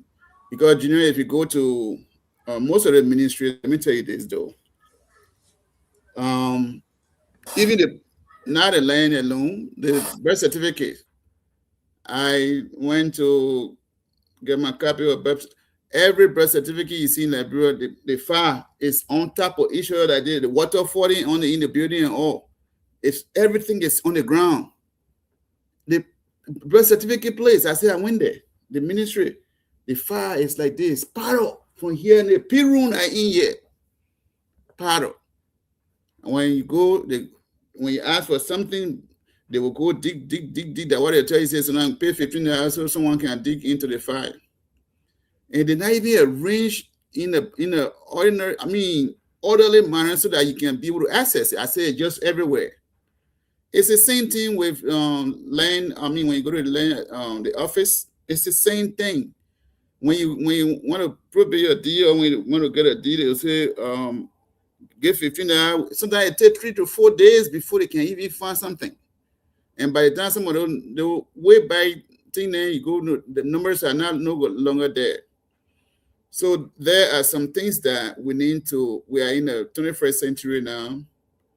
Let's go to computer.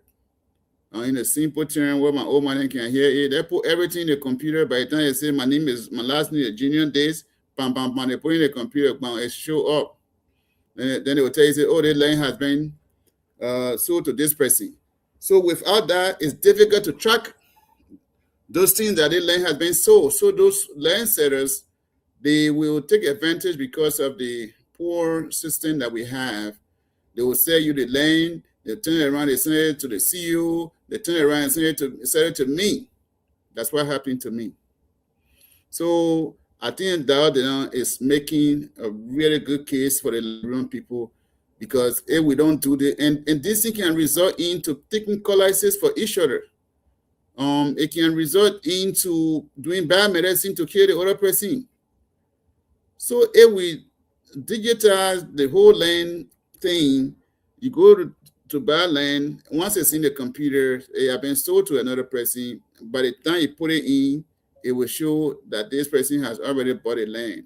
Sam Akame, do you think this is an excuse? When you go to probate your land, it's not compulsory that they give you the deed the same day. First of all, they have to verify whether or not this land has not been sold. So even if we do not have a computer system, do you think this is an excuse for a lawyer? Now we're talking about lawyer here, someone who deals with paperwork. So it means that people just go, they give them paper and they leave. They don't do verification. They don't check in their ACA to know whether or not this land has been sold to another person. So should we wait for the modern system to be set up first? No, we're They not want waiting. We are not waiting. The reason why trouble coming, because the time that you would take to go through, just think about it now, from 1980 and stuff. Though far the time you would take to dig in those things to get some number from there. Sometimes it takes a long time. Okay, it took a very long time to get those things out, Junior. It's not an easy So thing. what you're saying tonight is 90% of the burden is on the seller, and 10% of the burden is on the lawyers who issue the deed. Is that what you're saying? Well, yeah. To say, yeah, I would say that, right, because the thing is, But what make it right now, Sam? What make it right now? to probate a deal too down, remember that Liberia is Liberia. Sometimes people, somebody in the system and say, hey, you know what? They say, give me $50, I will probate that thing for you. Okay? So you not think if the computer system is set up, you not think the same thing will be done again? It would be, it might, but it will not be as difficult as it is now, because if you go in the system, try to change, it will be difficult. It will be difficult because once that thing is computer is programmed in a way that you can edit, you can only add. So Sam, listen, let me tell you something.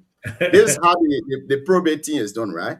Every county, they get their own file. Every city and community get their own file. Yes. Now, for example, if you go there, you say, I buy the land maybe in Ganta, and I buy it in LPMC community. LPMC community got her own file. So I don't think this should be an issue that the lawyers, not only one person assigned to that court, you got the lawyer himself, you got your assistant, you got the secretary, you got everybody assigned to that court. But if we just gather to get you people to say go. And that's what I'm saying now. That's what I'm saying. So I don't think, for me personally, I will not put a blame on the dealer. I will not put a blame on the seller, because Liberia is hard. If I sell land to you, you're not coming to build house on it. My thought would be, when you're ready, I will give you another place because I have the land. So I will go sell that one to another person if somebody need it. But the major work now is with the court. You go to the court to probate your deed.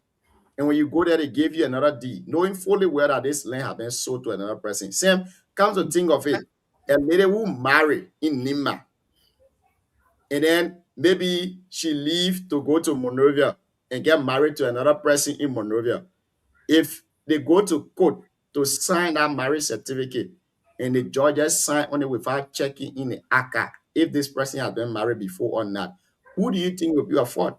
So, Junior, again, this is what I'm saying. Listen, I live in a country where when you go anywhere, they will say, okay, what's your last name? We got number here with you. They call it social security number.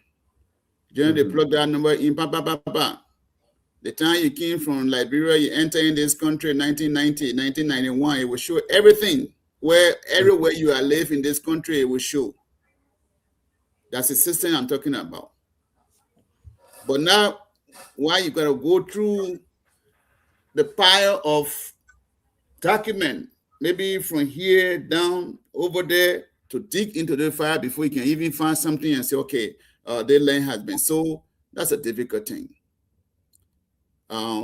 That's a difficult thing. That's number one. Number two, You're making sense, Sam. You're making sense, but I don't think that should be an excuse for the lawyers. I don't think no, that's an the excuse. excuse is not directly for the lawyer. It's for the country. It's just because we have to upgrade as a country. Let me use that word. So how the people used to do it back in the days and was not this bad. Back in the days, our people. Back in the day, the population that were in Monrovia, it was not as large as it is now. Back in the day, you see the Moravia population was not even up to maybe 50,000. That's why you see those streets then so small, those houses then those people build. That's why you see it looking like that. Even the pavilion there, they build that place just for certain number of people. That's why you can't hold. We don't really do. No, so but what I'm saying, there are some land they bought in the 80s, like the land my father bought in ERW there in 1980, right, 82 or 3, somewhere around there. The land is still there. The deed is still the same. Okay, so this is the problem now that happening that you come and see another trouble that coming to Liberia. I can say this way with no regret is the Congo people returning to Liberia. They're returning to Liberia with their D. Yes, they are returning to Liberia again with the OD that you see those houses that they are breaking down now, the land that they're breaking things down. They say, oh, people crying that the Congo people land because of no proper thing, because of the war. People migrated from the rural area. So when they came to Monrovia, now they bought land from those people who pretend to have those land, to say they are the owner of those lands. The owners, they buying land from them. That's why the trouble that coming to Liberia right now is land trouble. That is quite correct. Because the Congo people coming and the Johnson, the Peter, the Moses, they coming now, they claiming those land, people who have built their houses there. That trouble the Saras then going back for their land. The Samson then, the Buchanan then, they coming. Sarah then, the Sam then. So that's the trouble. That's the next trouble that we're finding now in Liberia. And people will cry. They didn't cry yet. Look at what happened to what that place is around Congo Town there. There were a lot of people who bought land, they built places, houses there. One other guy came, they say he came from America and he bought from fatherland, blah blah blah. They did when he was breaking people down. And sometimes the court has no other option but to go by because the law in Liberia is you go by the order D. Okay? Mm-hmm. So that's why you will see now the Congo people are returning. Their children are going back. So people who have built properties, the decent properties in Liberia, thinking that it's for them, it's troublesome. It's troublesome. Darrell Dillon is on the right path with this one. Let's put the computer right, the system, even though it will be tough, but at least you can go, they put your thing in, they say, okay, this number was generated from those family from way back, maybe the Samson then were here before, that their property here, it will show. So Sam, here is another issue again. The same people you wanted to use a computer, those are the Justice for Peace lawyer them. Those papering that did Justice for Peace training since 1980s. That didn't want serving as magistrate judges in the various courts. Yes. And I didn't want doing probating. They get they still using typewriter. Some of them is still using typewriter in their code. How do you expect them? So they don't know computer. That's why they have other people. So what will happen is that technology advancing every day. Even the phone I use now, when my son was here, some of the things he knows on the phone, I say I know it. So when what going to happen is we will have, once we program, we will have IT assigned to those areas. We will get assistant who know computer. When they're finished with their cases or when they're finished with what they're doing, they say, my son, just go ahead and put it in the system. At least does it mean that everything will be perfect? No, but at least I can guarantee that 85% will be better than as So it is now, now. what's your call to the land sellers, those people that are selling land to Junior people? is there with me. The 10 years in prison. You know, as a veteran, I'll just out with them. No, Junior, these people. So where your land was when they sold it? Is it You in know what? Monrovia? I bought up in 2021 in the bush, rock culture. That place was in the bush. No, in Pinsville. No, yeah, but around Mount Bagley area there, way in the bush there, where the Chinese people busting the rock, I would say it that way. That place was way in the bush. I passed by those, and when I was going to buy that place, I said, I'm not really going to live way in the bush here. But now, Junior, all the places have been cleared up. But when I put my heavy foundation down, I go load the guy, say, oh no, sir, this place is for me. Another person came and say, no, sir, I bought a place also and so time. That's where we are right now. Okay. Now they seen land issue here. Somebody just sent me something. They say we should discuss about the Kpabli issue. They say the Burkinabés are taking over Kpabli. The farmland in Kpabli, those guys are taking over the farmland. According to this person, they said one of the issues that they are facing now is that some of the Burkinabés have started putting snake on the farm.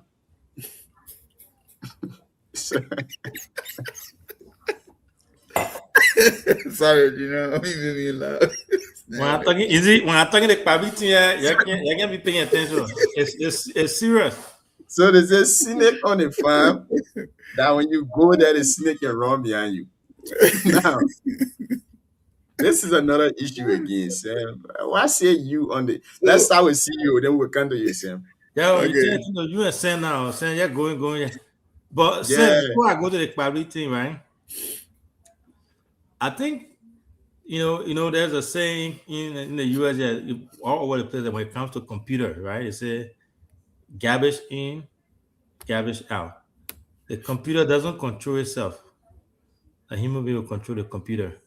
So if we have a corrupt person controlling that computer, trust me, the same thing they used to do on the hard paper, hard copy, they will transfer it to the computer.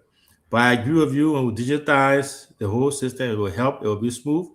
But putting something in a digital form doesn't eradicate corruption or misuse or duplication of selling. So we will have to have some type of punishment in place, some type of guardrail that will be able to guide the system. Whoever doing that to be able to make it something punishable by, like you said, imprisonment or something like that. Because you can do that stuff. If you get someone, a corrupt person that's sitting down there, trust me, they will spin it. Computer folks, they can do anything. They can change the numbers around. They can do anything. So whatever you tell the computer go in there, that's what go in there. But I agree with you. Your point as far as the stack, having all the old school stuff and things like that. Yes, I agree. It should be put in a way that it's easier for people to access. But I don't think it's going to eliminate the reselling of land, corruption, and then the probate thing.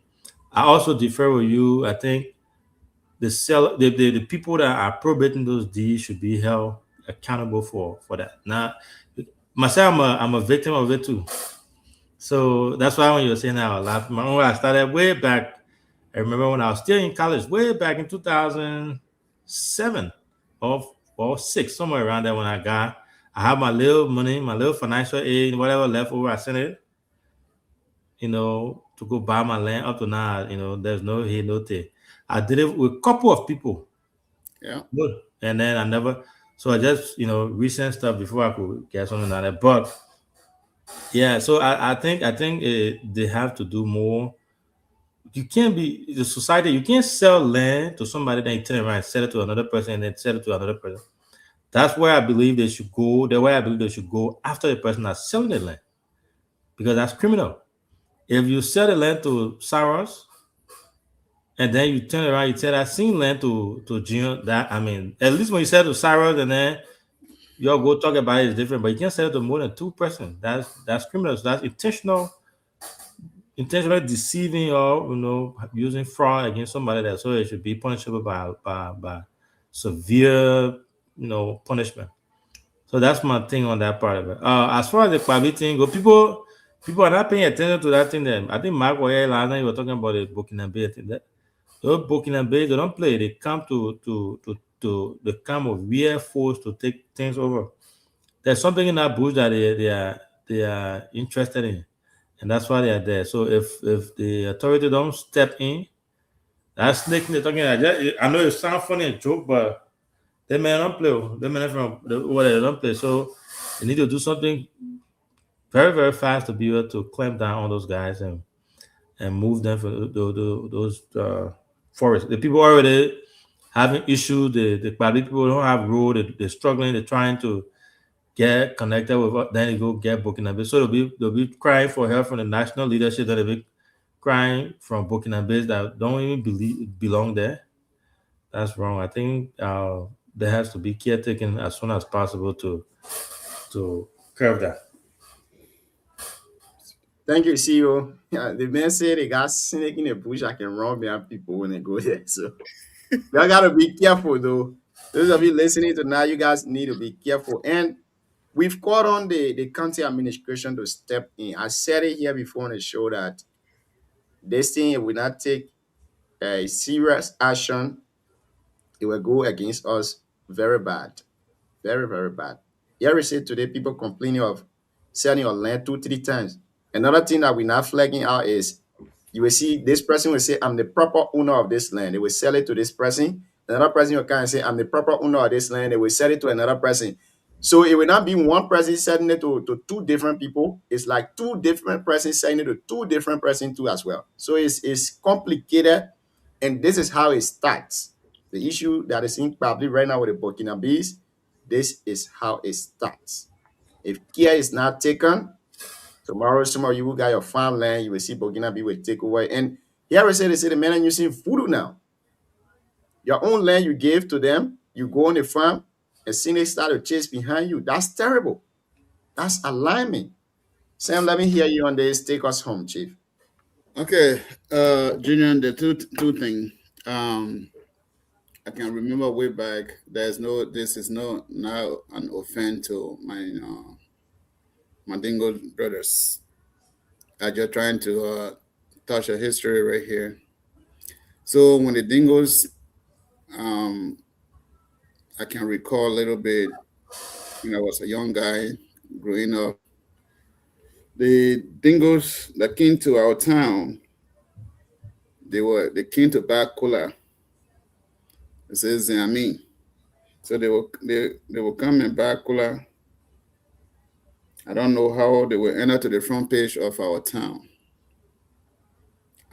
They will get one house and they will be sitting down there buying their quota.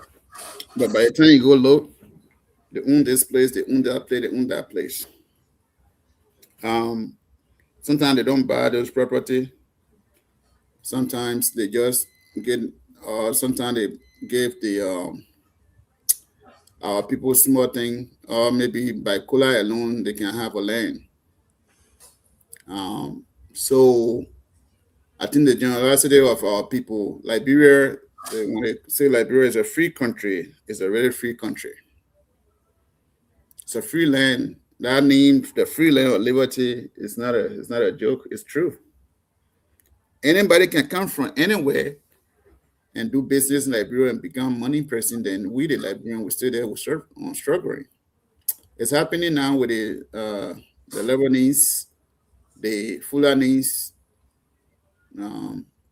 all across the country. So the Burkina thing didn't start from Pabli. If from Grand Jide Forest, Grand Jide at some point when the gardens started coming, at some point when I went to Liberia, I got this. One of my friends works in the immigration. At some point, they sent them down there when the Nigeria and the Nigerian were having this issue. So they went there. So these guys, they closed the border. What we don't know is how are they getting this land? Are they buying it, or they just coming and sitting down there? I don't think they just coming and sitting down there. So But what I gather is that the town people themselves, okay, they give the land to them yeah, and they tell them that farm on the land, and then the proceed from there will divide the proceed. But the okay, issue now they're facing is that the Burkinabes are not giving the proceed to them, okay. and they're bringing their own people in, and they're giving them land now on their own. So it's like the person giving the land, maybe it's 5 acres of land or 10 acres of land, and then I bring another person, I give them 4. So I tell them to take care of it. Now it's like I give you something to take care of it and give it to another person to take care of it. That's the problem they're facing. So, Junior, with no due respect to my Mandingo brothers, this is what happened in our country in the 80s. When the Dingoes came, a lot of them came that way. They were buying cola in Campley, in Gapley, other places, even Bang. And when they come, they stay there. They bring other people come and they stay there. Because the Dingoes are the really smart people when it comes to business. So they always like the front view. So they will come and take the front view. But what that has to do with the Burkina Faso though? No, I will tell you exactly what happened, what that had to do with the Burkina Beast. So, and then when they came, they settled. So in the 1980, I believe, 85 or something like that, when they gave the Mandingo people citizenship, our people exploded and they were so mad why they got to get the people citizenship. And you have this bunch of these people now in the country, we are bombed by each other. And they'll say, well, these people are so many in the country. Why we can't make them citizen? Don't make them citizen. So Burkina Bees, this is how it tied with the Burkina Bees. When the Burkina Bees started coming to Grand Gillette County, first of all, these people you don't know them, the king, you give them space. You say, okay, farm there and give me, we will divide the proceed. Is that laziness? What it is? Why you can't find there yourself? So these people have tasted the sweetness of Liberia. So one person come, they started the farming. So they tasted the goodness of Liberian people. They say, okay, I will send for my brother. I will send for my sister. I will send for my cousin. That's how these people spreading from Grand Gillette County. Let people watching this show from Grand Gillette say I'm lying. That's how it started from Grand Gillette. So it's expanding to Pabli. How far from Grand Gillette you cross there, get to Pabli? So these people are coming up, small. They're making a bush. The last time they said they were in some Putu, whatever forest. They are in a Berea forest and they're making a farm. So, Junior, at the end of the day, when we have large number of Burkinabes in Liberia, there is no way you can ship them back. All we can do now is to give them maybe some type of citizenship to live as a citizen in the country. So Sarah, I defer. At this point, you would defer because, listen now, let's say the way they come in now, I don't know how many of them now. Let's say you got tens of thousands of Burkinabes in a bush there. What are you going to say to them? You'll go back and they are born by your sisters and brothers over there because they say they're born by Liberian people there. Yeah, let me Liberian. Let me make some clarity. So back to our brothers that you refer to them as Dingoes. So first of all, Liberia is a country, just like the way the U.S. is. We all came from somewhere, right? For me, like we people from your area that by the border, we all came from Ivory Coast and then we moved into Liberia. Yes. The entire country, we all came from somewhere. The folks that you refer to as Congo people, they came from somewhere. So we are all brothers living together. Our forefather, grandparents came from somewhere. So whatever time our brothers came there and they got naturalized, is not the issue. We are all brothers. We are all Liberians, and I think that's what the history says. So I think it's a disservice to pin them out and try to reference them in reference to what the Burkinabés are doing. Now, here's my point. The Burkinabés, you cannot compare them to our brothers who came way, way back. They are saying the Burkinabés are coming as aliens into several forests there, seeking land for whatever they are doing. And then Junior just lay everything out here as to why they're coming, how they're doing things. Mike Bloom was on here last night too. He made a clear statement that they tried to resolve the issue, to get those guys, either some of them out of there. So we have to tackle that head on with I think that you referencing our brother, I think that was a little off track there. We should not do that because we are all Liberians, regardless. So it's almost like saying me coming to you, Saros, or someone coming to me, Avi, and saying my papa, good, the great good, that came from Mount Play. And then thank you. So it just don't, at this point in time, where we came from, where we are, I think we should just not say that we should move forward and try to tackle one thing I want you to understand here is that I'm drawing a line here. What I'm saying, I don't hit them. What I'm saying, okay, maybe I don't know how old were you when Joe gave citizenship to the Dingoes. It was not hiding, it's a history. We got to tell you sometimes. History cannot, because we came from what does not mean it doesn't change anything. It's history is a history. No, but what the analogy is far-fetched, it's far off, right? What I'm trying to say is you can't compare our brothers to foreigners who are coming. But now they all listen now. What you're not understanding is that I'm not saying they're not our brothers, but though didn't give the Gio people citizenship, the Manan people citizenship, the Kisi people citizenship. You know why? So what I'm saying is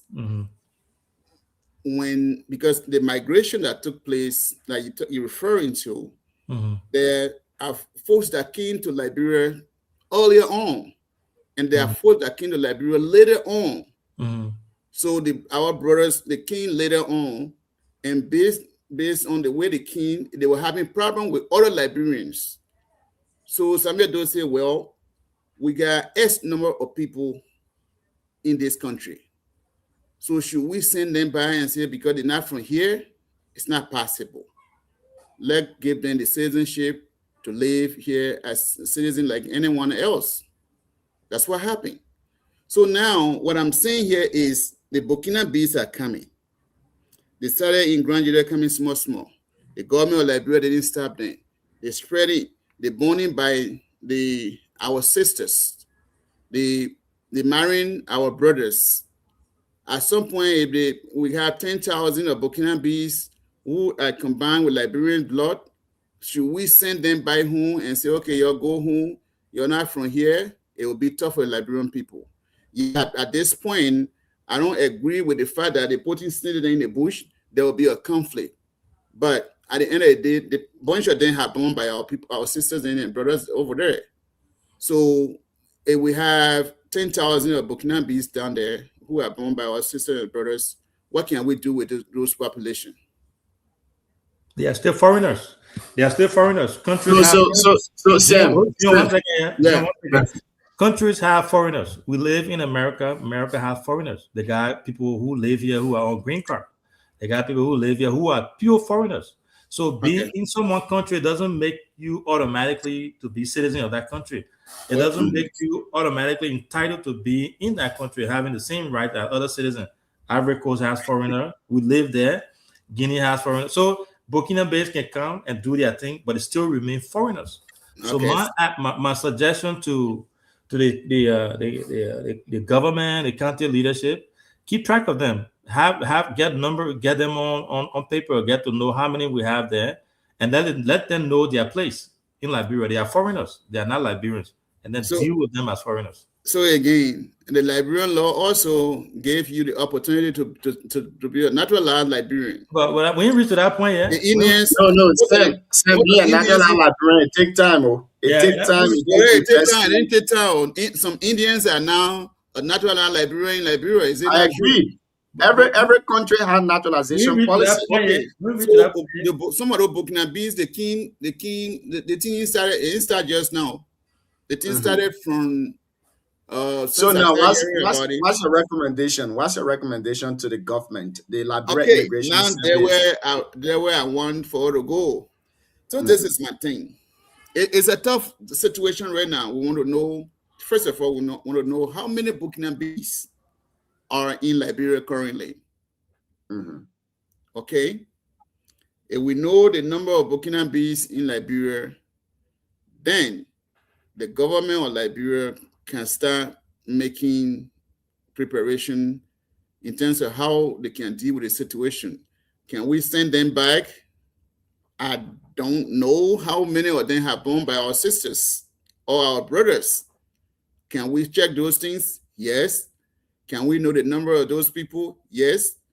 What can we say to them? You want to live in our country, or can we issue them certain document to live in Liberia because they're there already? It's a tough situation. We need to stop the S number of people that are coming now. Those It's are not a already tough there. situation, Sam. For me, here is my recommendation, though. Okay, give me your recommendation. Let me listen to it. The county administration, through the immigration service, has to step in. First of all, you cannot live in a country without having a proper documentation. So I if agree. you enter in a country without a proper documentation, you are automatically subjected to deportation from our country. Automatically. Liberia still have immigration program. They still have repatriation program that government spending on. So if they go to those people, they didn't enter the country the proper way, the legal way, they then deport them back to their country. Well, If but you on a give sense any now, other reason, if you give any other reason that you are not safe in your country, then you can stay in Liberia to seek refugee. okay. There where I So want to, as a lawyer, I want to there where I was going, because these now, people get war in their country, and if now you're they are not if you're seeking. not safe in your country, you can stay to seek asylum in Liberia. Now, in Definitely. seeking asylum, automatically they will take you from the forest. They have to take you from the forest. They Yes. have to. And this is another call to our parents. You can't see foreigner because the man hard working. You don't know this person from anywhere, and you give them land. Then tomorrow you start to complain from it. Okay. We all know how important land is. So, in as much as the government has a part to play, the border is weak. I agree, but we, the citizen ourselves, we have some part to play in this. And again, our people are not being mean, they are not being wicked. They want you to have some kind of survival in Liberia. But the fact that they will give you the land and you start to take ownership of them now, it becomes an issue. And then we still go back to the government of Liberia. How are these people entering the country? Do you have documentation of these people? If you do not have, what is the procedure that you are taking currently to see how best you can document all of these people? Burkina Faso is safe. There is no war in Burkina Faso again. No war Ibrahim going Traore, on. Was seriously no, going war on. not there. Traore took over since, and Burkina Faso has been one of the countries that is You know, moving they still forward. fighting war there, but the war ain't finished yet.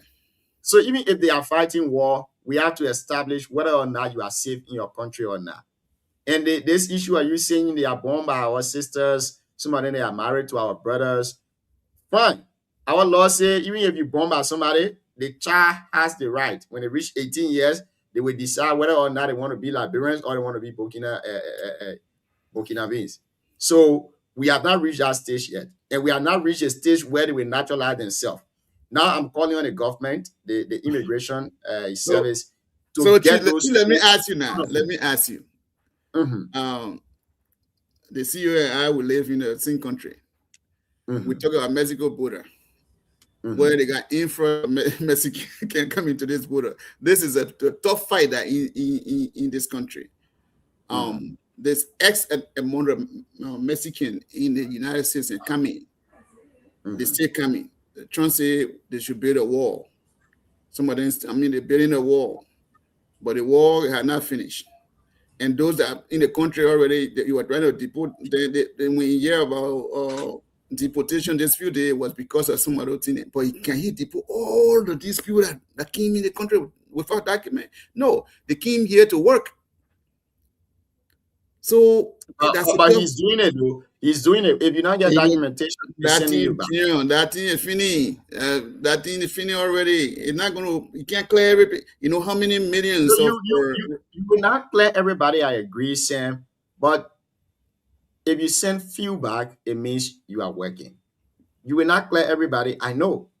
But if you sit down and say, since we can't clear everybody, I mean, we should sit down and just look, then No, we'll face the so same issue. we will monitor. That's what I'm saying. You know, Junior, this is our country. When things is starting, that's where I drew the analysis the last time about Prophet Key. When things is starting, they will allow it to grow, go. But when it gets worse now, then they want to react. When these people started coming, I think it was early administration. Some of them started coming. That our time was just a small number. They didn't report them. They thought they were doing good for them. Now the people taking over their land. Now snake coming in the bush now. Because the people they are tasted the sweet Liberia, the land of liberty, the free land of liberty that should belong to everyone. So what should we do now? Yes, government, we need government, we need immigration to go there and do.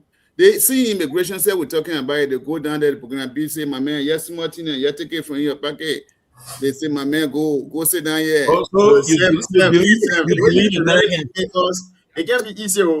You can limit us too much, man. Yeah. So you believe that we can digitize the land selling thing, but we can't do it. We can't fix the immigration system because our immigration officers are corrupt. But you know, I have to conclude. I think it is something that every country deals with. Immigration. They are aliens. They are foreigners. They just have to do it the right way, and they can't take over. They can't come in our country squad and then take over the people's land and start doing things. So they have to be put in their place. They have to keep track of them. They have to let them know. But they're doing that thing, Pabli. It goes back to the same thing I've been saying. Pabli has been abandoned. That's why. You can't go do that thing in Yole. They'll run behind you. You can't go do that thing on our side because our people know they're. So the reason they are doing it, Pabli, in the bush there, because the people don't have the support from us, from the leadership. And I think that's where our leadership is Grand Jide Kande abandoned as well? It depends on the part of Grand Jide. You see the Grand Jide crying from it? Oh, yeah? Yeah. So, well, I don't know about Grand Jide. I know about Nimba Kante, so I can speak for Nimba. So I'll speak for Nimba. So overall, I think they are aliens, they are foreigners, human beings. They should be treated the right way, but they should be tracked. You know, they should be accounted for, and they can't take over our people's land. So that's my 2 cents. Thank you very much, CEO. Thank you, Mr. Sam, and thank you to all of you who've been listening tonight to the show here. It's been a wonderful. The man gotta get a parting something to the people of Beidou. Yeah, so we coming to the man. Before you forget, tonight was a beautiful night in the history of football. There is this man you fan. I really feeling for him. The guy said he will not cut the hair until Man U win 5 games. But it's funny though, we lost, but we're still ahead of Chelsea. That's how we started. We lost 2 games in a row. We lost 2. So you done lost 1. Our new coach to our first game, we're losing that tonight. So you can't win it all. Yeah. You're not bad. We next week coming again. It'll be a great one. So Sam, we should be hosting Alvin Wissel Saturday from CDC. So it'll be a good show. We'll try to get some other folks here today as well. Today's what, Wednesday? Yep. Today is Thursday. The Thursday, Friday. Yeah. Today's Wednesday. Yeah, today Wednesday. Yeah. So I know. Yeah, today's Wednesday. So Thursday and Friday, we'll try to get some guests, and then Saturday will be our man, my namesake, Alvin Wissel, and then we'll go from there. Yeah, but Cyrus, do your thing. Let's call it a night. It is great to be here again to talk to the people of Nimba Kante in Liberia and at large. It is also pathetic that the other African our African brothers are coming into our country, no proper documentations, and they just coming, and our people are giving them land to make farm. One thing I don't understand is whether it's laziness or it's just a generosity. Somebody just came to you and they say, okay, sit down here and make farm and give me my own rice. Or is this because of poverty? There are a lot of questions when it comes to the way the Burkina Faso are acquiring the land. And so if you give land to someone for cheap, to tell the person to leave, now they are invested there, it's tough to tell the person to leave, because once they pay money, or they even pay money, they build some property there. It's tough to get those land back to the owner. And some of these people, I'm told, they are born by our brothers and sisters down there. So it's a tough situation for we Liberians now when it comes to the land thing in Burkina Faso, in Grand Judea County and Pabi.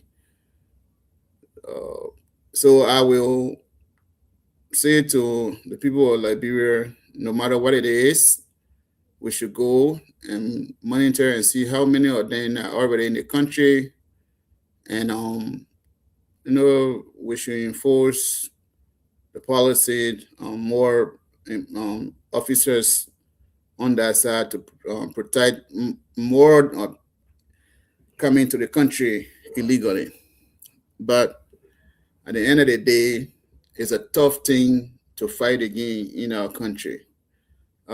Quickly to finish here, going by the land issue, the other long, I want to say thank you. Thank you so much for bringing this in. We need to criminalize this whole land thing. Those land sellers have hurt a lot of people, which is not a good thing in our country. If we want to have a good country, a decent country, we have to have decent people who believe that doing bad thing, hurting somebody, is not a good way to live. You can't sell land more than 1 or 2 times to people. When you are sold the land to people, to somebody, whether the person build there, not build there, land has already been sold. Leave it alone. Do not resell that property until the person says to you, I don't want it. So, ladies and gentlemen, we don't have a decent country, decent Liberia that I know when I was growing up as a young man. When your Tencent fall down during those days in the 80s, someone would pick up and say, yeah, your money fall down, yo. But that's not Liberia I know today. We Liberians will go to church Sunday. Maybe your money fall down in the wrong era. Maybe you are really but you go in your boot to your money fall down, we'll give it to you. Some Liberia I know way back. Today, Liberians go to church more than in the 80s. But Sunday, the street of Liberia can be clear. But when they come from there, I don't know how we go to church to bruff, or we go to church to listen to the word of God to change and be a decent people. That is a question that sometimes when I go to Liberia, I wonder why we go to church, because we go to church to change our life around. So overall, I want a decent and better Liberia. Thank you. Thank you for the land thing. Those of you who are listening to me from the motherland, I want to say thank you, especially the Green City. I want to say thank you for listening. The better days are coming. Liberia will be better. Thank you. Thank you. Sam can be using political term. Better days are coming. Well, I say, why you think you let me finish? Say, he said green. I know you got green like he said. The Green City. So he said, "Did I listen to my voice?" But anyways, it has been a wonderful conversation here tonight, CEO and Sam. It's been a great conversation. Tomorrow we're gonna be here. I will be here with a guest or no guest. We're gonna be here to discuss the issue affecting the Liberian people the issue affecting the NIMA people too as well. It's been a wonderful conversation. Aman Brooks was watching us. My mother, Angie Theodosia Seka, was watching us here too as well. A wonderful show here tonight. Prince Zle Paul was also watching us from campus today. Fumba Toure, I'm one of our most loyal followers. Yeah, Fumba is a really, really good guy. Fumba and Mario Kroman. Those two people And from CEO, campus. quickly, one of our followers said yesterday, CEO, I think you need to have a number so we can be making a call. I think I saw it yesterday. But yes, let them know that we are working on it. Yeah, we're working on that. So, guys, it's been a wonderful time here tonight. We're going to see you guys tomorrow. Have a pleasant good night. Good night, guys. Mhm.